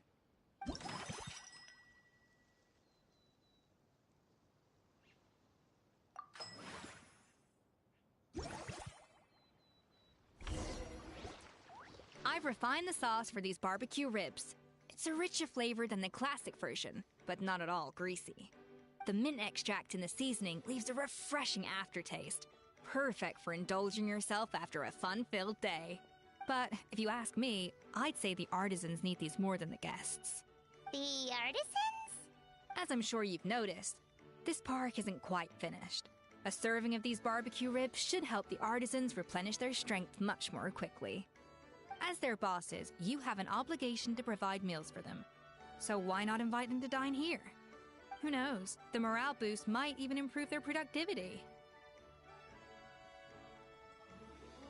Oh? If I recall correctly, you once served up some special fish and chips for the porters over at the Fleuve Cendra. For several days after, the workers were all incredibly efficient. They'd finish 8 hours of work in just 5. And then, because they clocked out early, they'd come back completely refreshed the next day. Then there's no time to lose. Go invite the artisans over while these ribs are still hot. I'll prepare some side dishes and desserts too. That's a great idea! You really live up to your reputation, Escoffier! Looks like these themed dishes are gonna make a huge difference after all. We'll have to make sure we check in with you regularly. The artisans are pumped and ready to roll thanks to that themed dish. And perfect timing, too.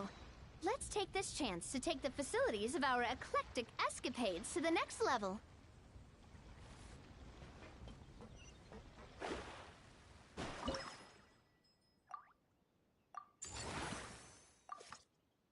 We should be able to attract more customers by upgrading the stall, don't you think? That's right. Based on my business experience with the Spina di Rosula, I've quantified the service value to help you intuitively understand how satisfied customers are with each stall. And when that happens, we...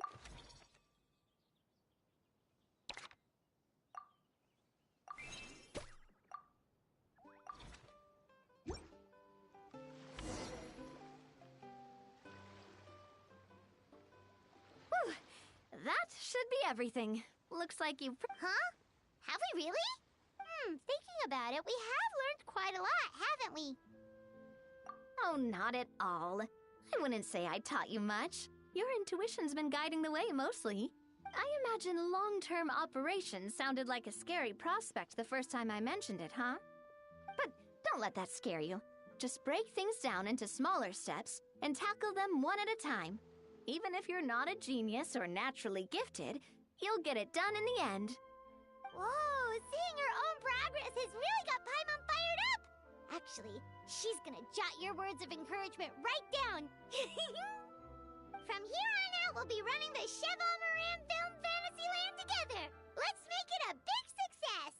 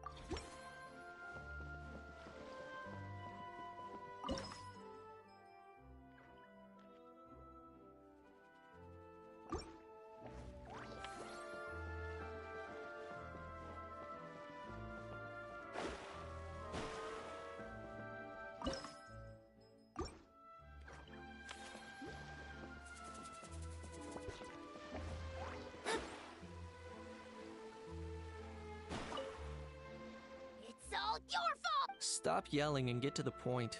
If you hadn't kept me locked up, he'd have backed me up for sure. For real now? You'd better focus on outside.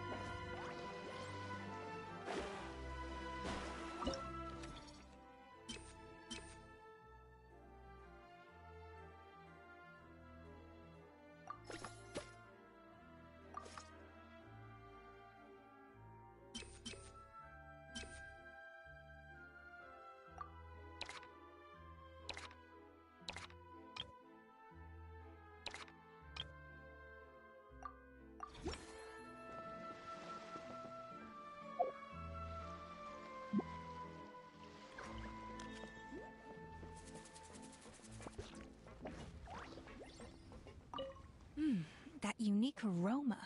All right then, I'll just go with...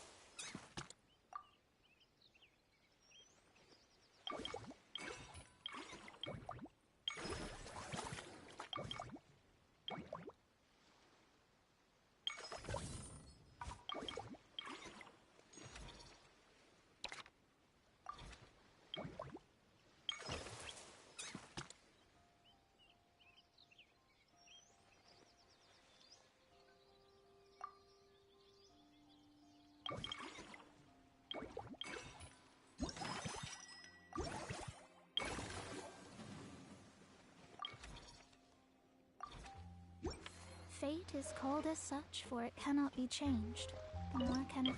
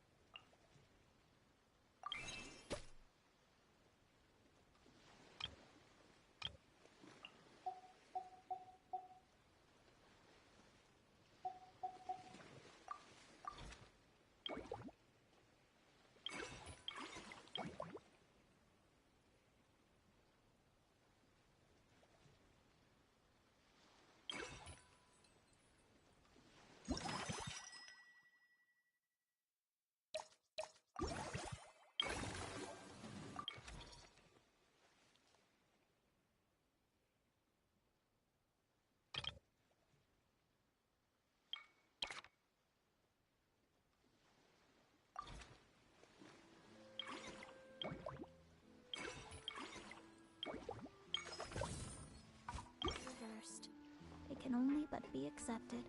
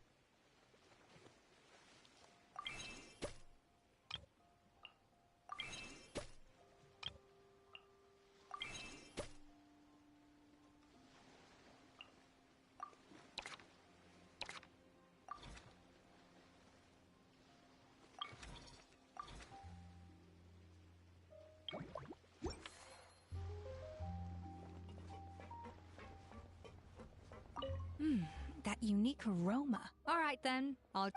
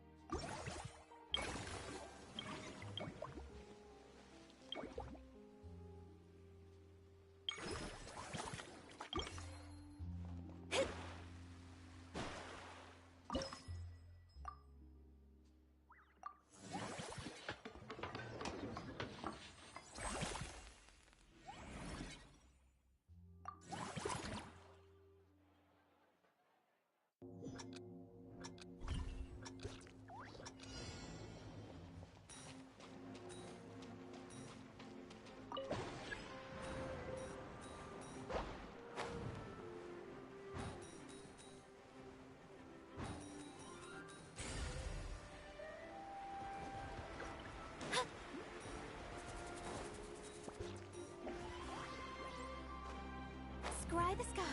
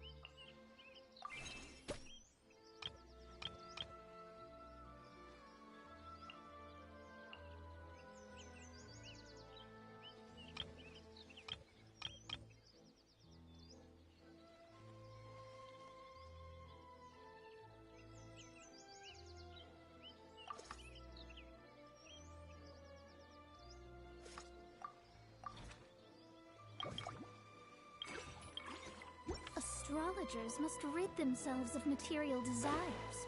Only by ridding...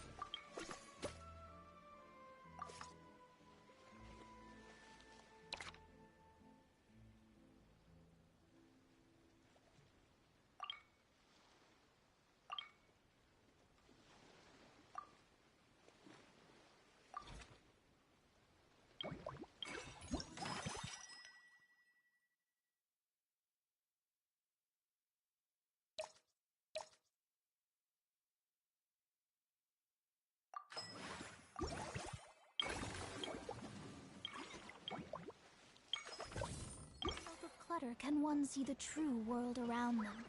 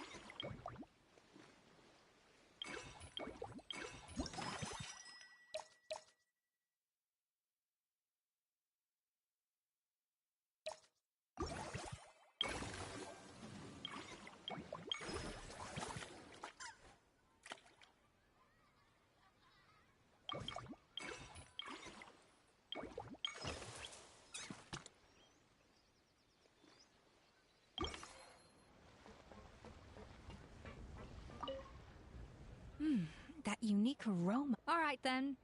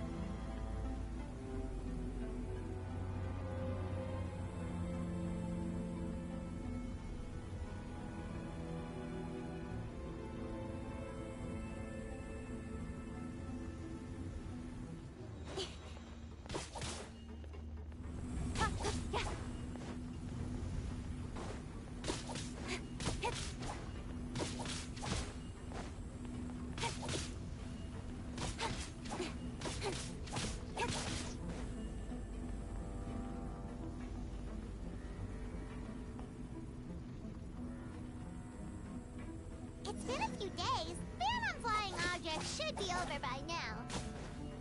Let's head over to the Palais Mermonia to see how Kukuku's doing.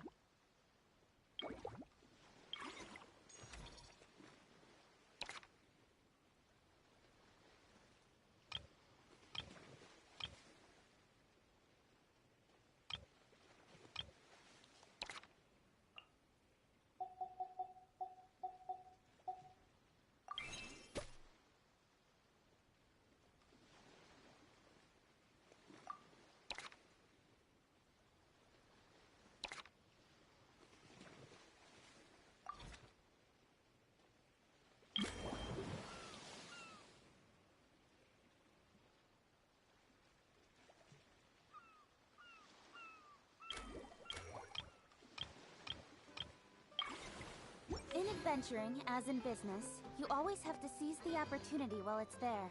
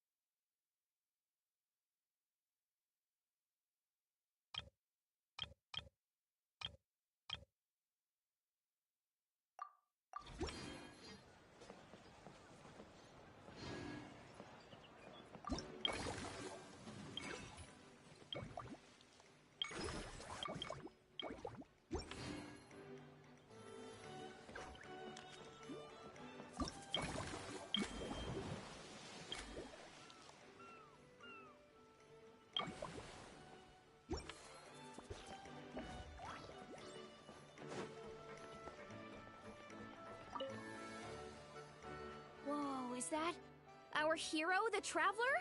And Paimon, too! Oh, I guess I shouldn't be too surprised. Mrs. Escoffier already told me you were the big boss here. But when I saw you just now, I forgot myself for a moment.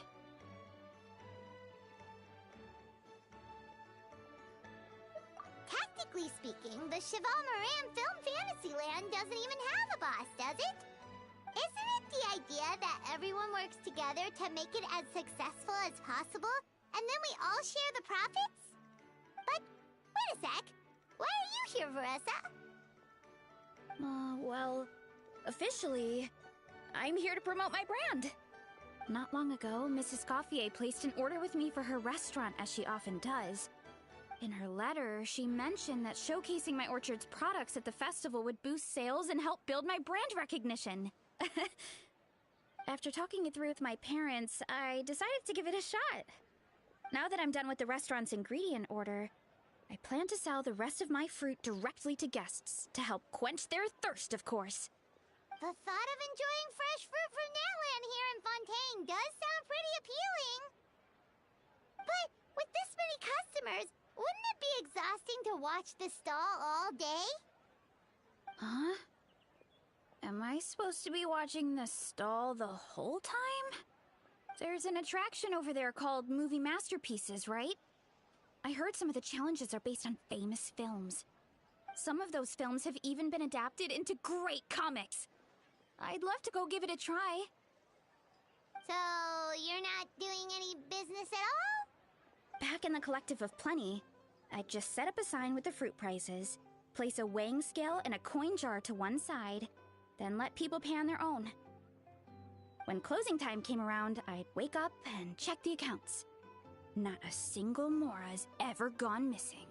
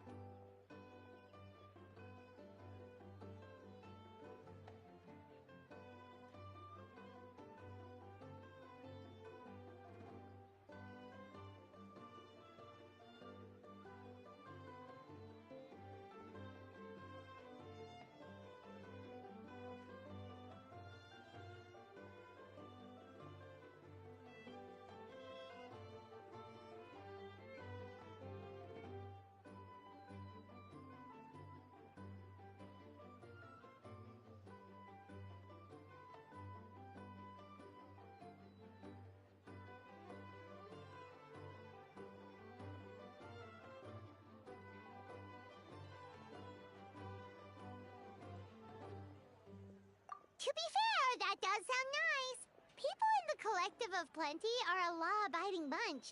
No one would even think about taking something without paying. Makes sense that tending your stall wouldn't take too much effort. Fontanian customers are no doubt trustworthy too, but let's just say they're not used to self-service shopping. Plus, if you just leave the stall unattended as a Natlanese merchant, people here might think you're gone for good. In that case, I'd better start acting the part. But I'll need to buy some things in the city before I officially open for business. I promised to bring back some Fontanian clockwork mecha for Kochi-an-san. Oh, and I also wanted to try a few rounds of movie masterpieces. After that, I should be able to focus on my business without getting distracted. Mm-hmm. We might not be locals, but we've explored Fontaine quite a bit. We know our way around pretty well. In that case, give me a moment to get some extra fruit, a price list, and my coin jar set up.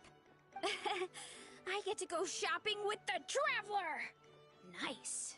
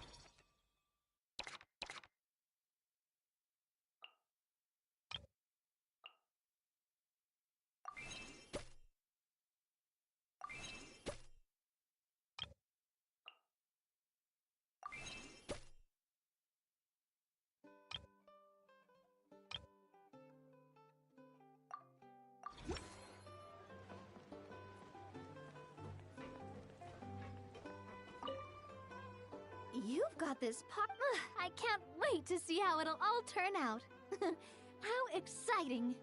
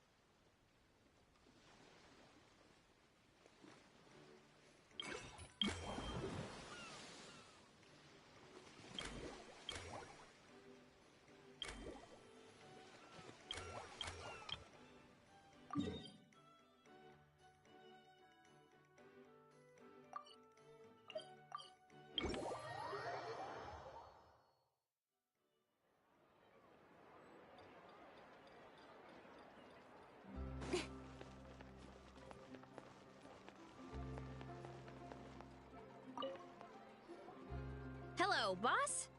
I'm from the Collective of Plenty. You might recall receiving a letter from us requesting you to design some components. Wait a sec. Why does the Ansan need clockwork mecha?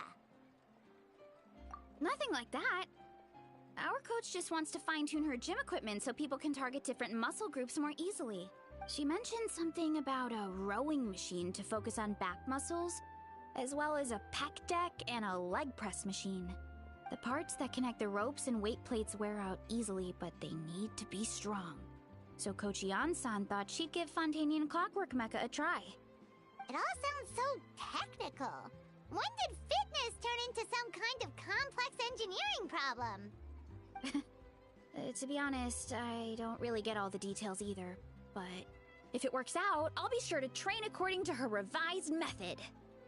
And if it doesn't, we can always stick to the good old methods. If you're interested, I can show you a few beginner exercises the next time you drop by our tribe. You'll be able to smash the records without even breaking a sweat. I know it.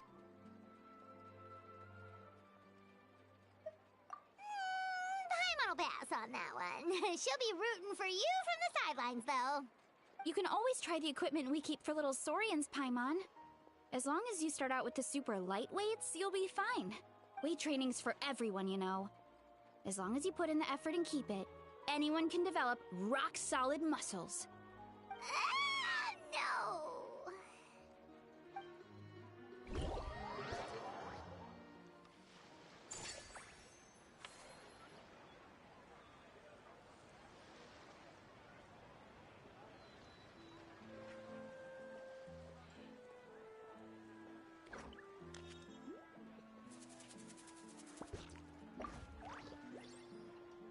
I'm all for work-life balance, but I think this is pushing it.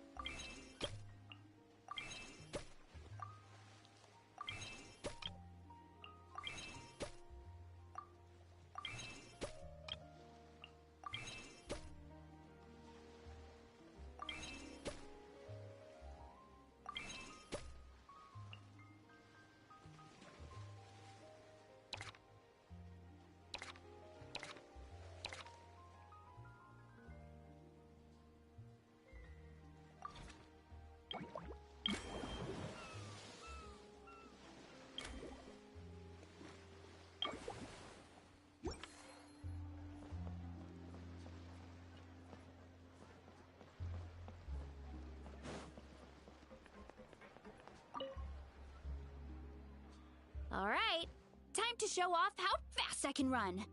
I'm gonna go have a blast, then come back, calm down, and focus on running my fruit stall. That's right. Last thing you'd want is to get too absorbed in having fun, then suddenly realize you're starving because you haven't eaten anything for hours.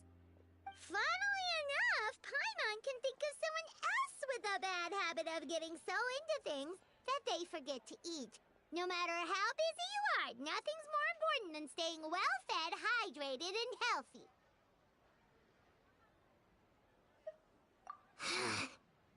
No need to worry about me, guys. I do a lot of long-distance running, so I always make sure to bring some food and water with me. This time is no exception.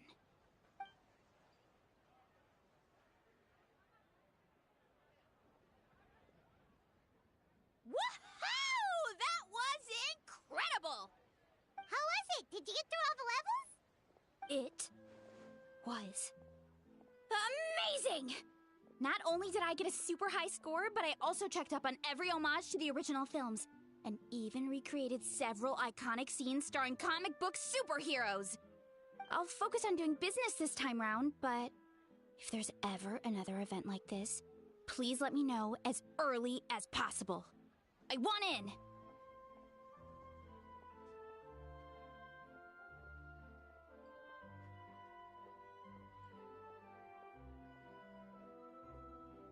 Yep. You know what? We should let you design the levels. I'm sure all the fans will be thrilled. That would be great. Anyway, back to business. Time to focus on my fruit stall. I'm gonna make a name for my orchard in Fontaine.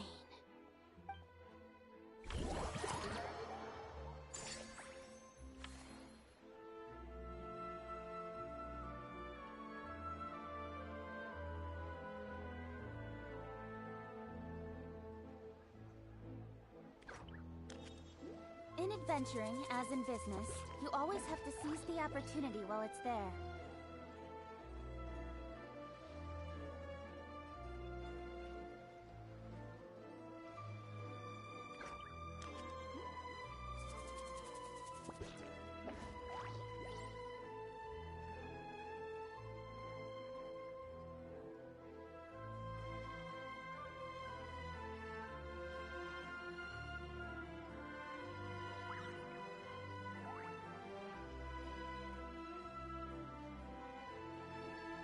I'm all for work-life balance, but I think this is pushing it.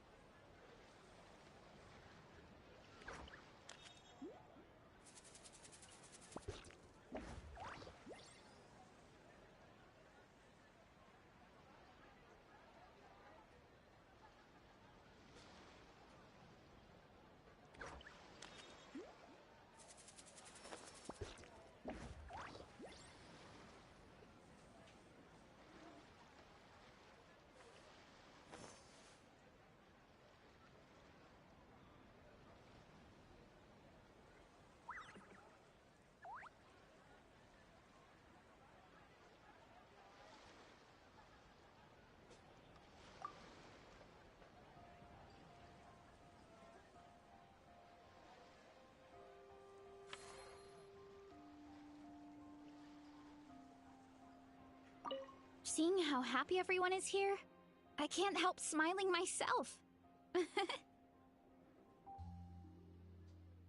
Would you like some fruit? Feel free to take some.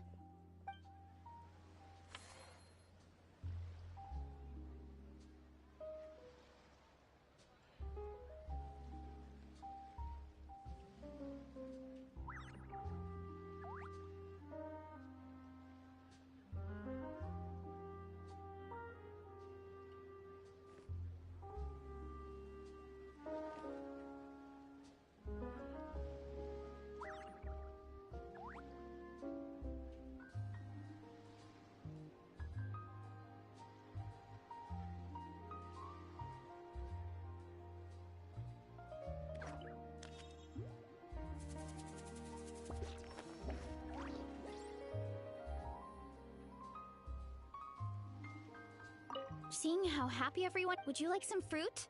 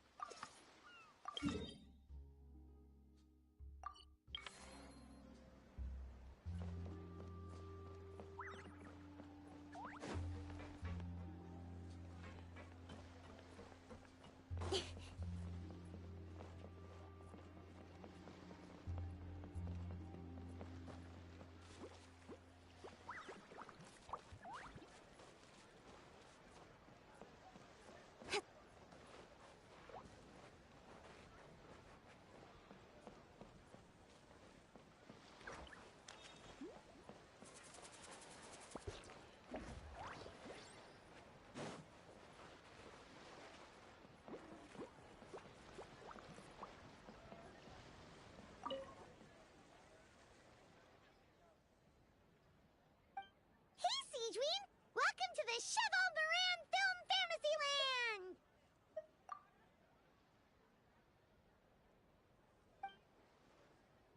Oh, your encouragement leaves Paimon feeling even more motivated than ever.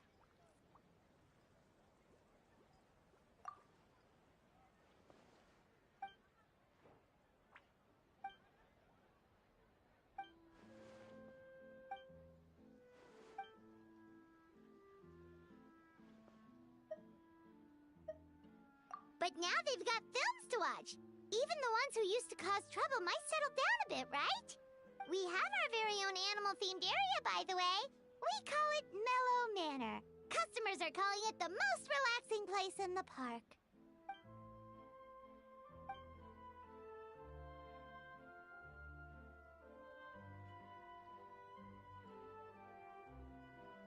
Oh, you mean we could invite Sigeween to be a consultant at Mellow Manor? Now that you mention it, that sounds like a great idea! Sigeween's great at caring for people, and she's so warm and gentle. Looking after animals should be a piece of cake! Yeah, like someone who gives advice and tells the park staff how to do their jobs better. The workload won't be too heavy, but it's important work. Besides, you'll mostly be playing with the animals.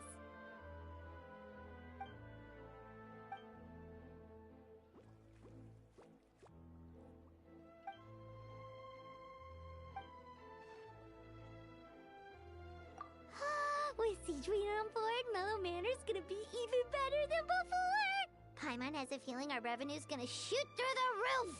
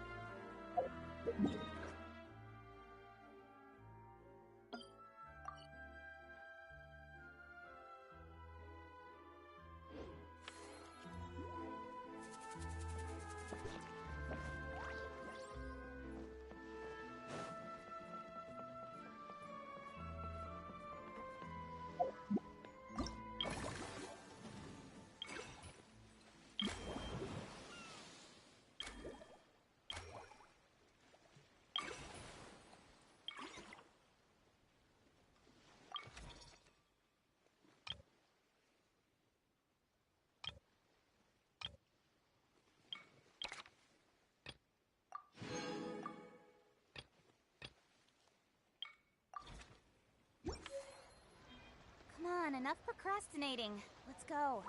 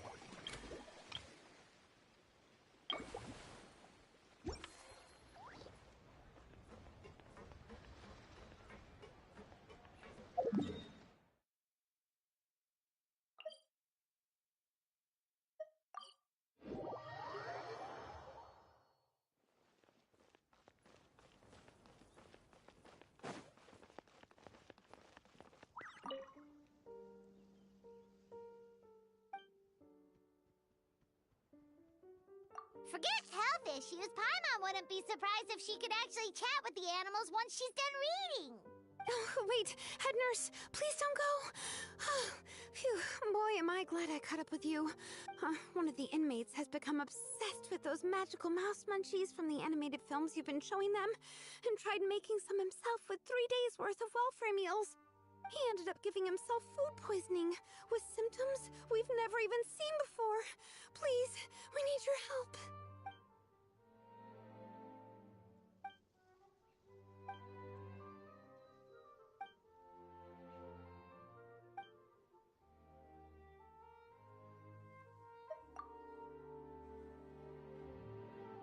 Sejuani sure has it tough. Not only does she have to worry about taking care of her patient, why don't we prepare something tasty for her? It might help lift her spirits.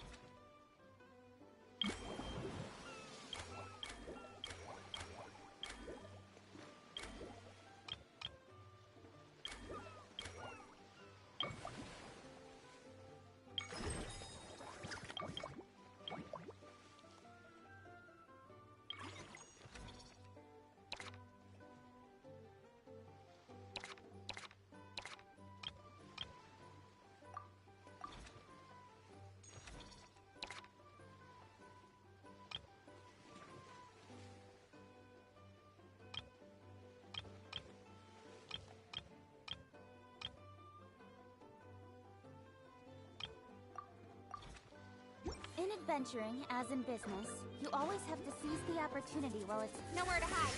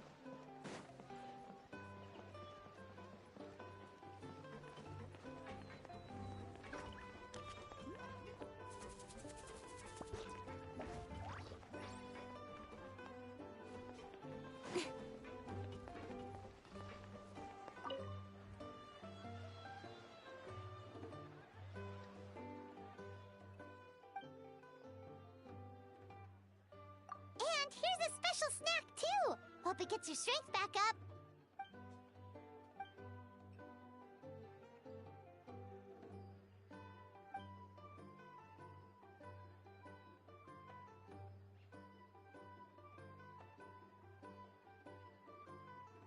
Is it because they aren't paying any attention when they're watching? Or is it some rebellious mentality? A whatever you tell me not to do, I'll do it just to prove you wrong type of thing?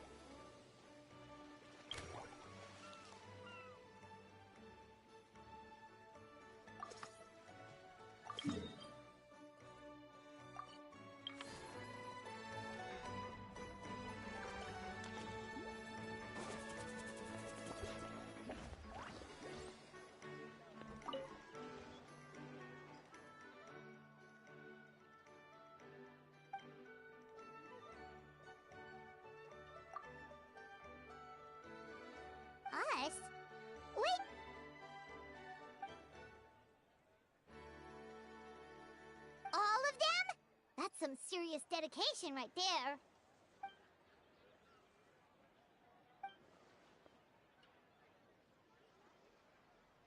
Paimon had no idea Lenny was so into horror films.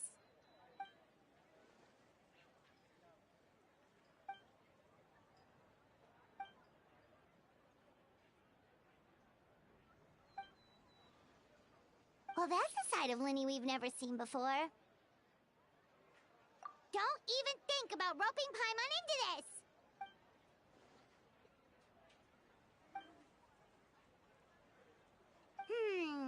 Sounds like eclectic escapades would be more to your liking then. Want to give it a try?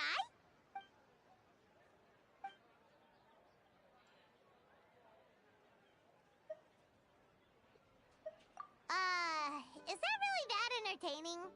Still, if you're interested in the attraction, why not become a consultant? That way you'd get to see more of the visitors' reactions too!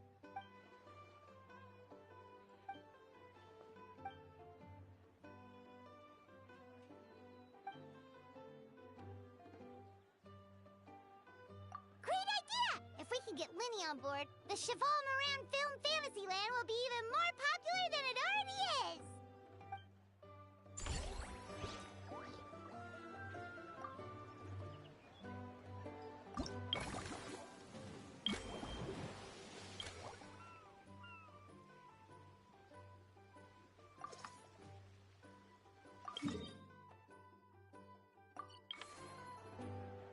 I'm all for work-life balance, but I think this is pushing it.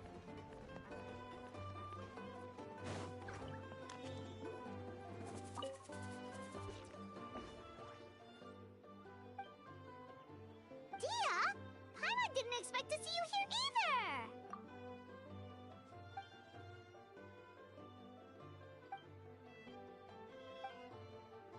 Guess that's not scenery most Fontanians see every day, huh?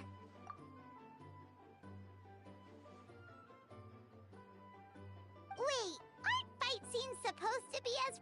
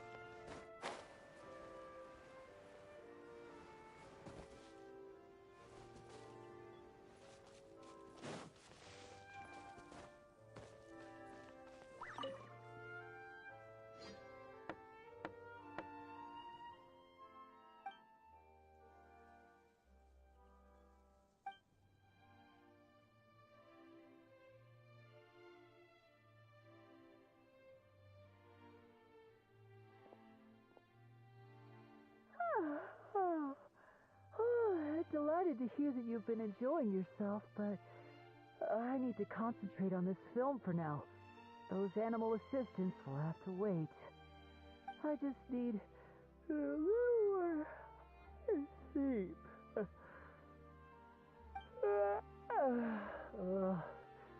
Every time I close my eyes, I keep thinking of new tricks. So tired. Can't sleep, but can't get up either.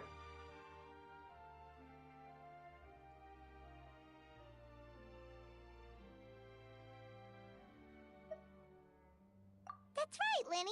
A change of pace should stop your mind from wandering. Wait, Traveler? Paimon?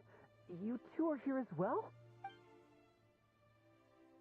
In that case, count me in. Not just for my own sake, of course, but to support my friends. Just give me a moment to freshen up. Sounds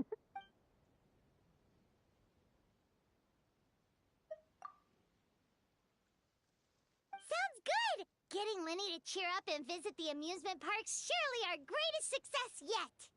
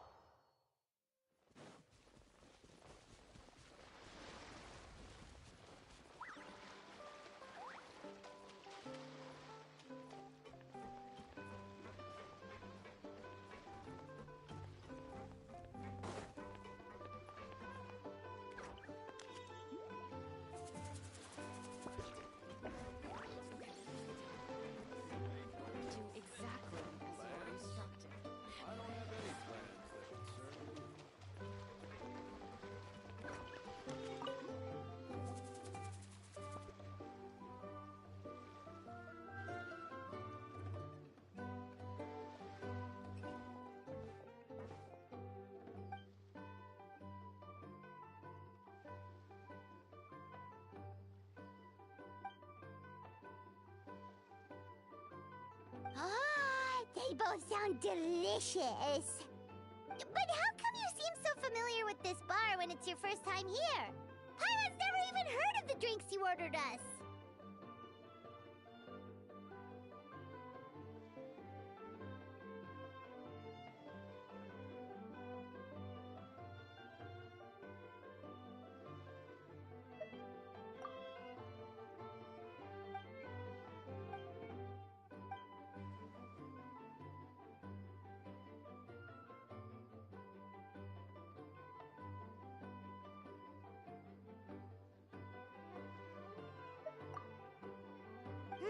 Where do we begin?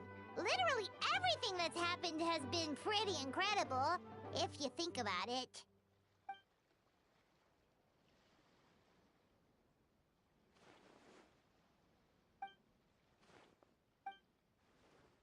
Huh?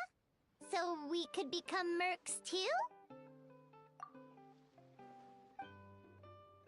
That actually makes a lot of sense. When you think about it, it's not all that different from adventure commissions. Who knows? Maybe we'll find jobs where we can help a lot of people while also bringing in a nice chunk of Mora. Wouldn't hurt to build connections with Dia's Eremite friends either, would it?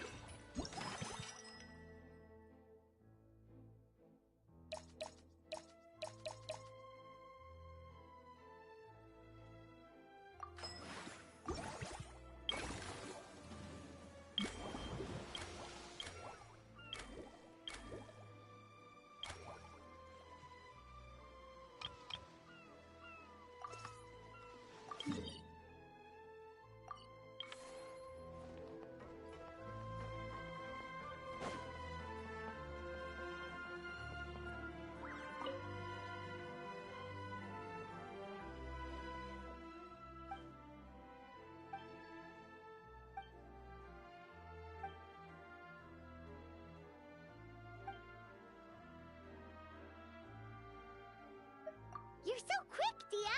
Everyone agreed just like that! Guess that... Hooah! Watch out, world! There's a couple of new mercs on the scene! Maybe Paimon should give herself a proper mercenary name.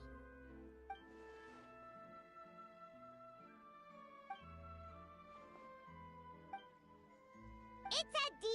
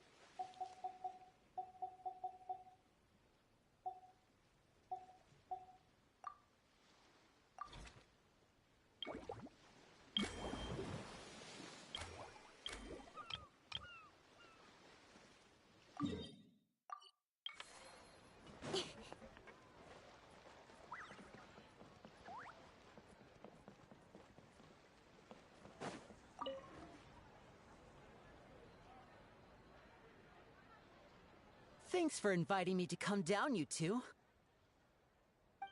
I must say, I feel like a new man after visiting the park and seeing all those adorable animals. Seems like Lynette has her eye on some great potential animal assistants, too.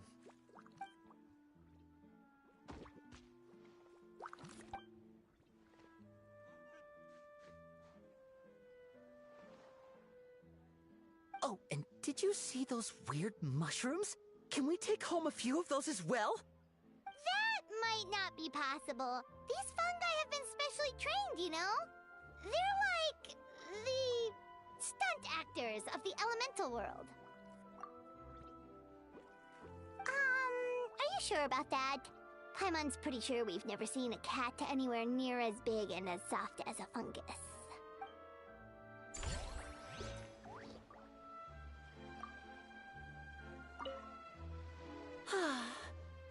The other two attractions were great too.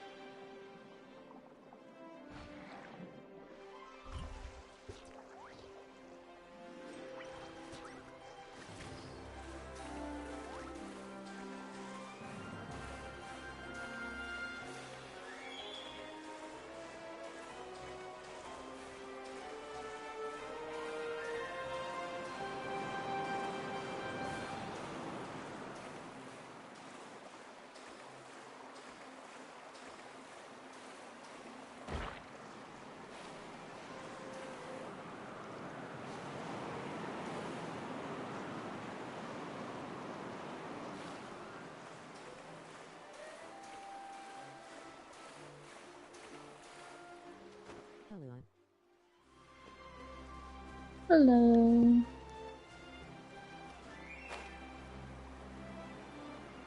Oh boy. Hi. Oh my gosh, that was a waste.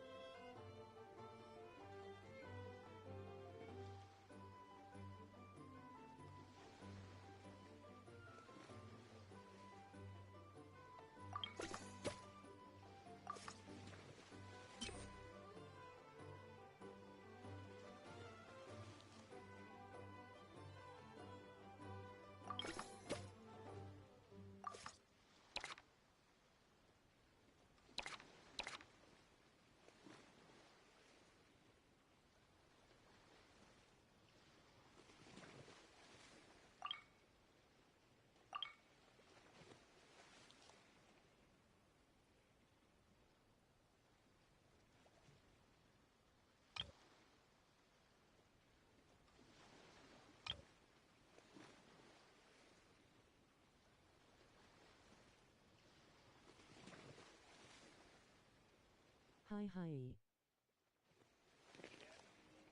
Hello.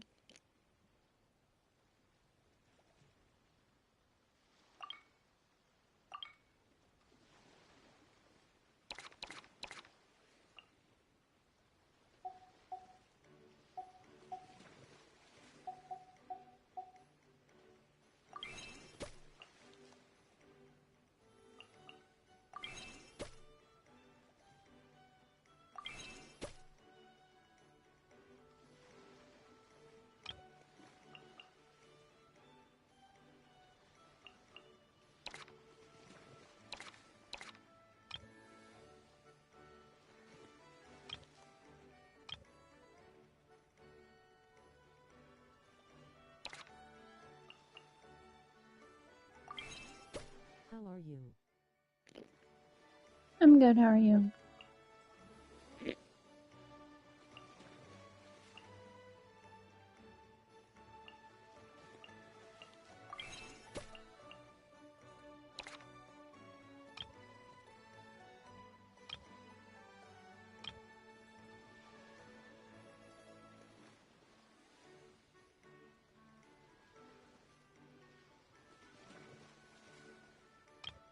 Also doing good.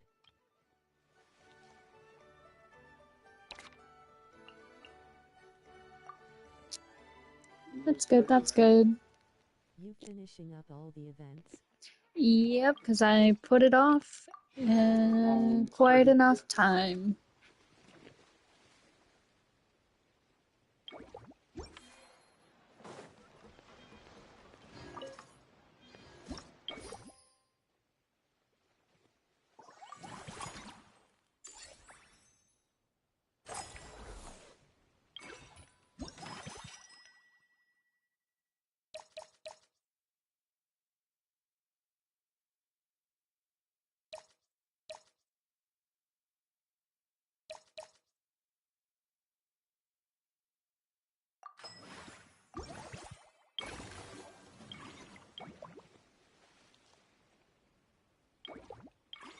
NGL the event is fun, but I felt lazy, especially on the formulation stage.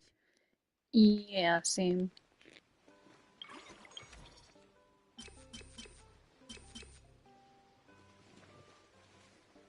You play on PS5? Yep.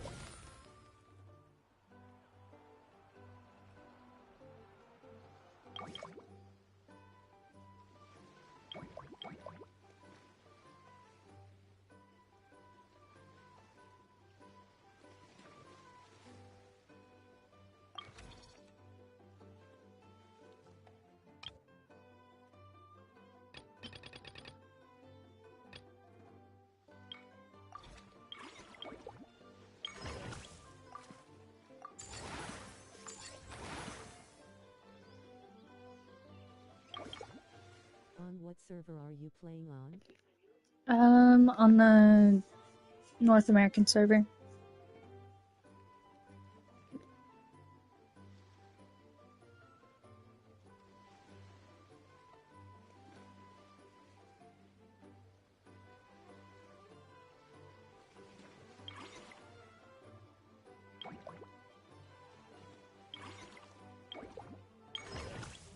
I see.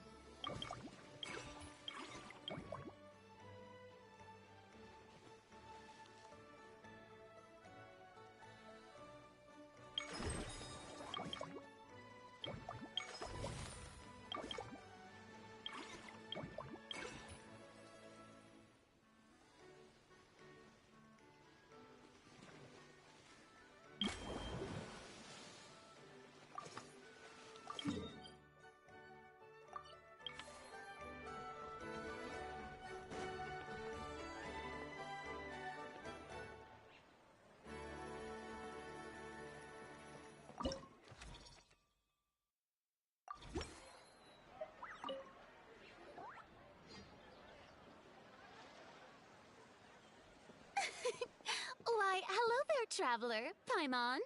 I sensed your enthusiasm from a mile off. You were so bright, I could have taken you for an opera singer in full falsetto. Farina, you're finally here!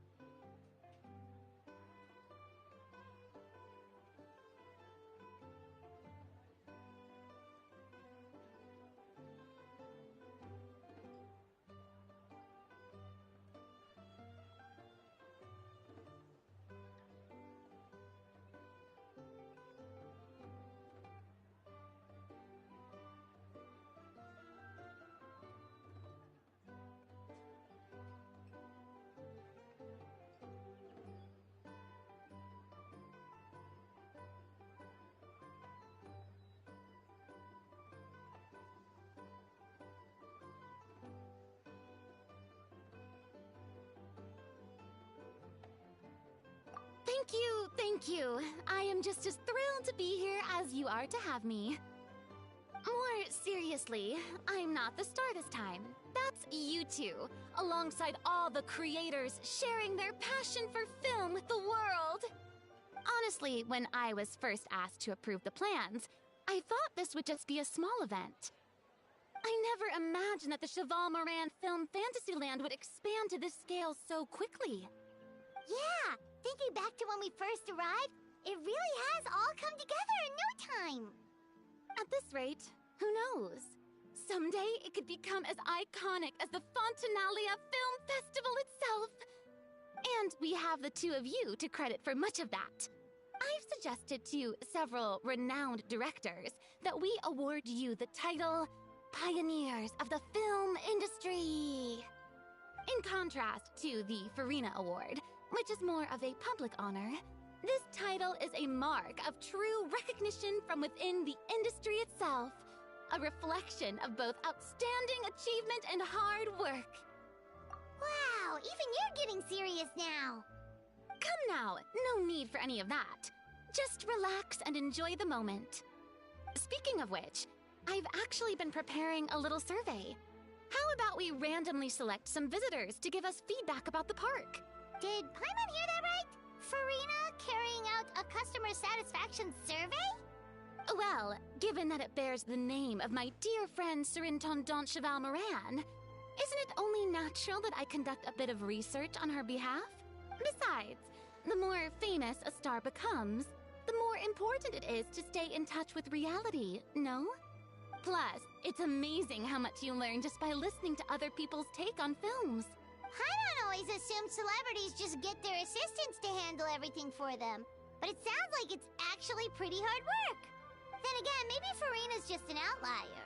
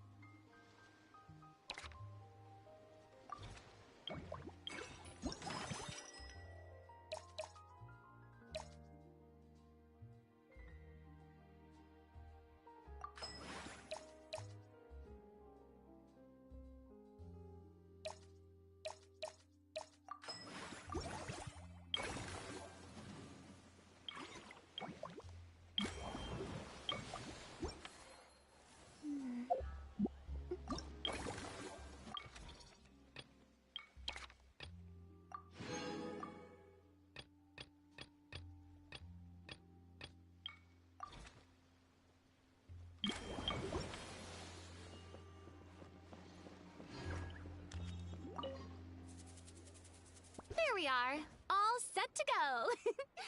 Now, let's take a stroll nearby and randomly pick out some visitors to ask a few key questions.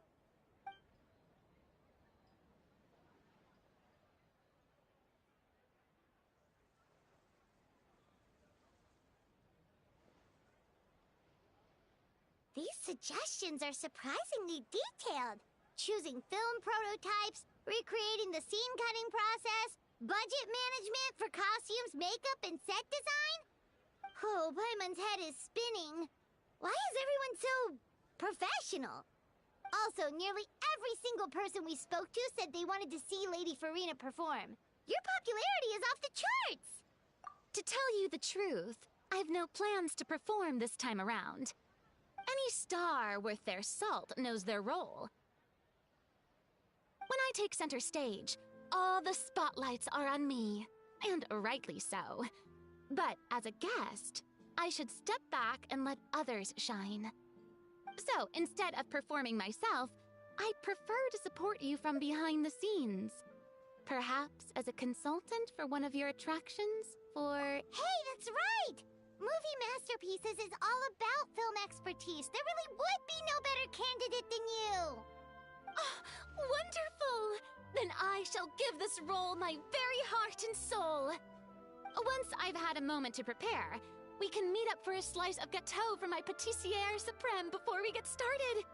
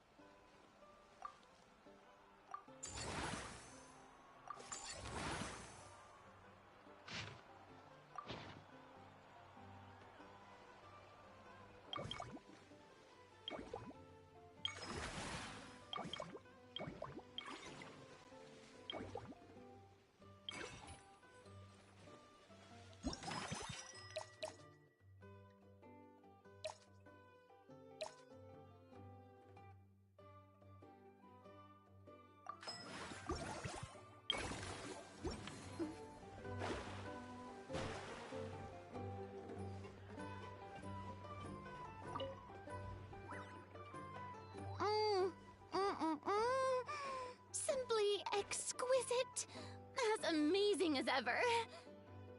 Escoffier, have you ever considered starring in your own film? I can see it now. Val's own cuisine. A riveting tale about the art of extreme cooking. I'm sure it would be a hit.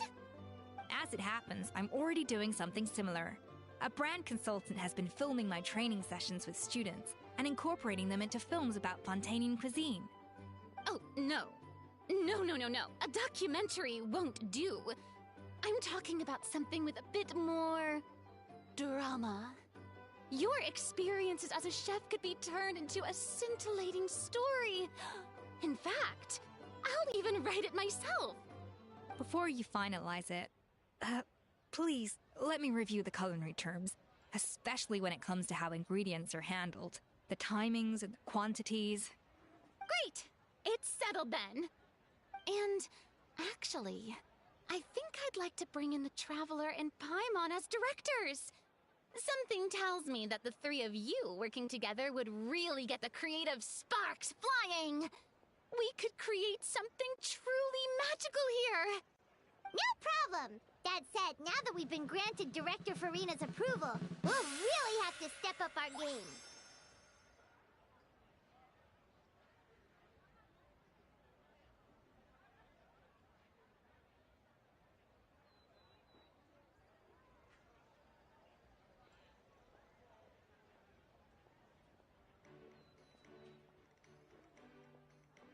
Excellent. I believe in you both.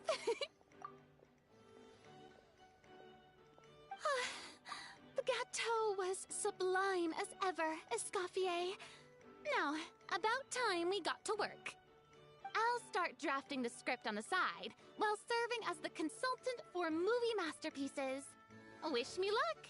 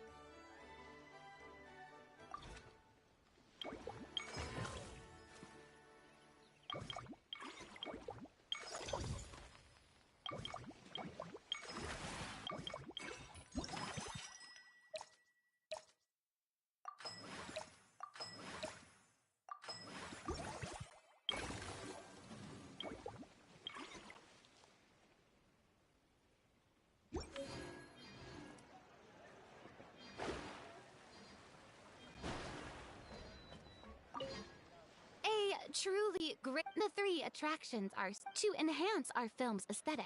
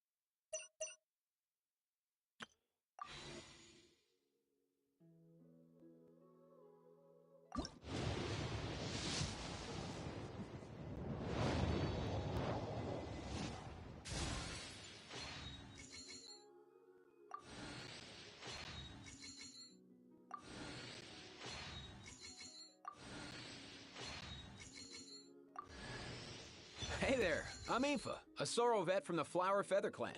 You've probably heard some things about me already, but it's all good. Whatever impression you have of me, I say let's wipe the slate clean and just get to know each other. Oh yeah, then there's this little dude. That's Kakuku, my assistant. Sorrow vet in a different sense of the word, I guess. I hope the two of you will get along. Nice to meet you, bro.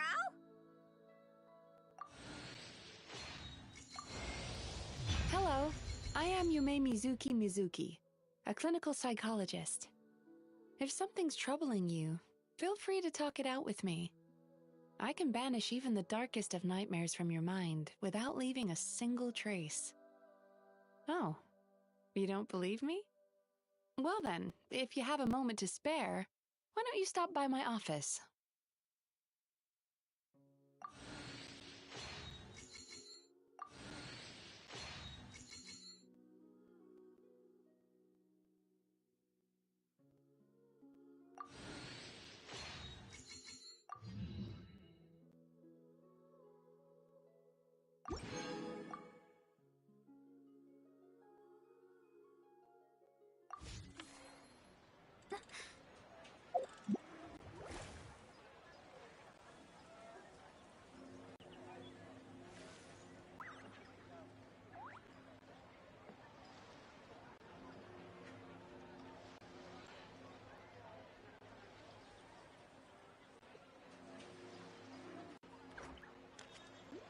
Divination is about precisely foretelling one's written destiny. Over-embellishing that fate only leads to misconception.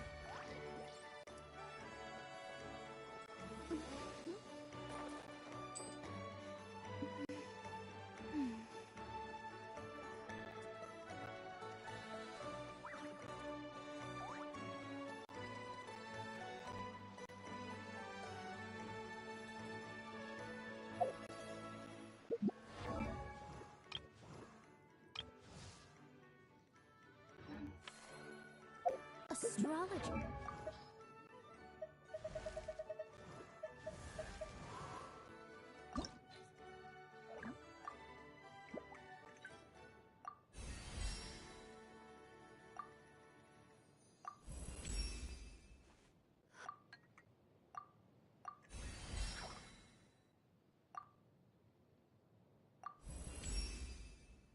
Thank you.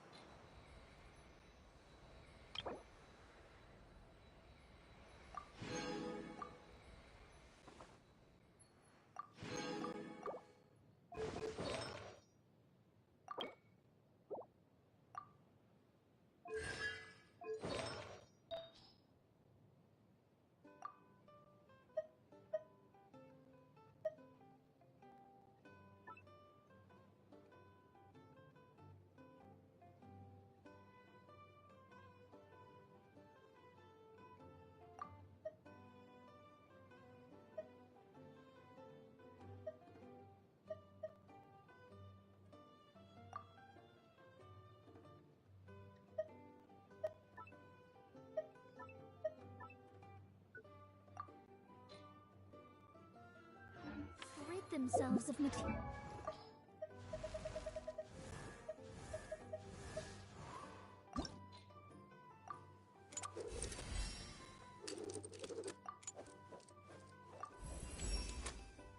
Huh.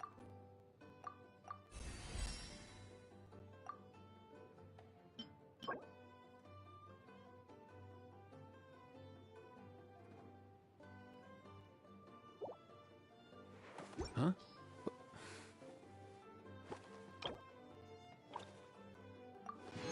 Hey, get out! Cuckoo!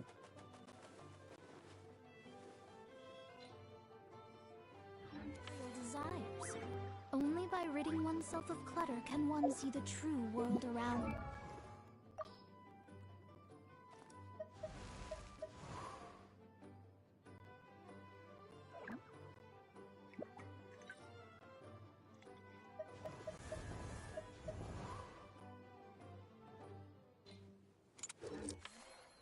Divination is about precisely foretelling one's written destiny. Over-embellishing that fate only leads to misconception.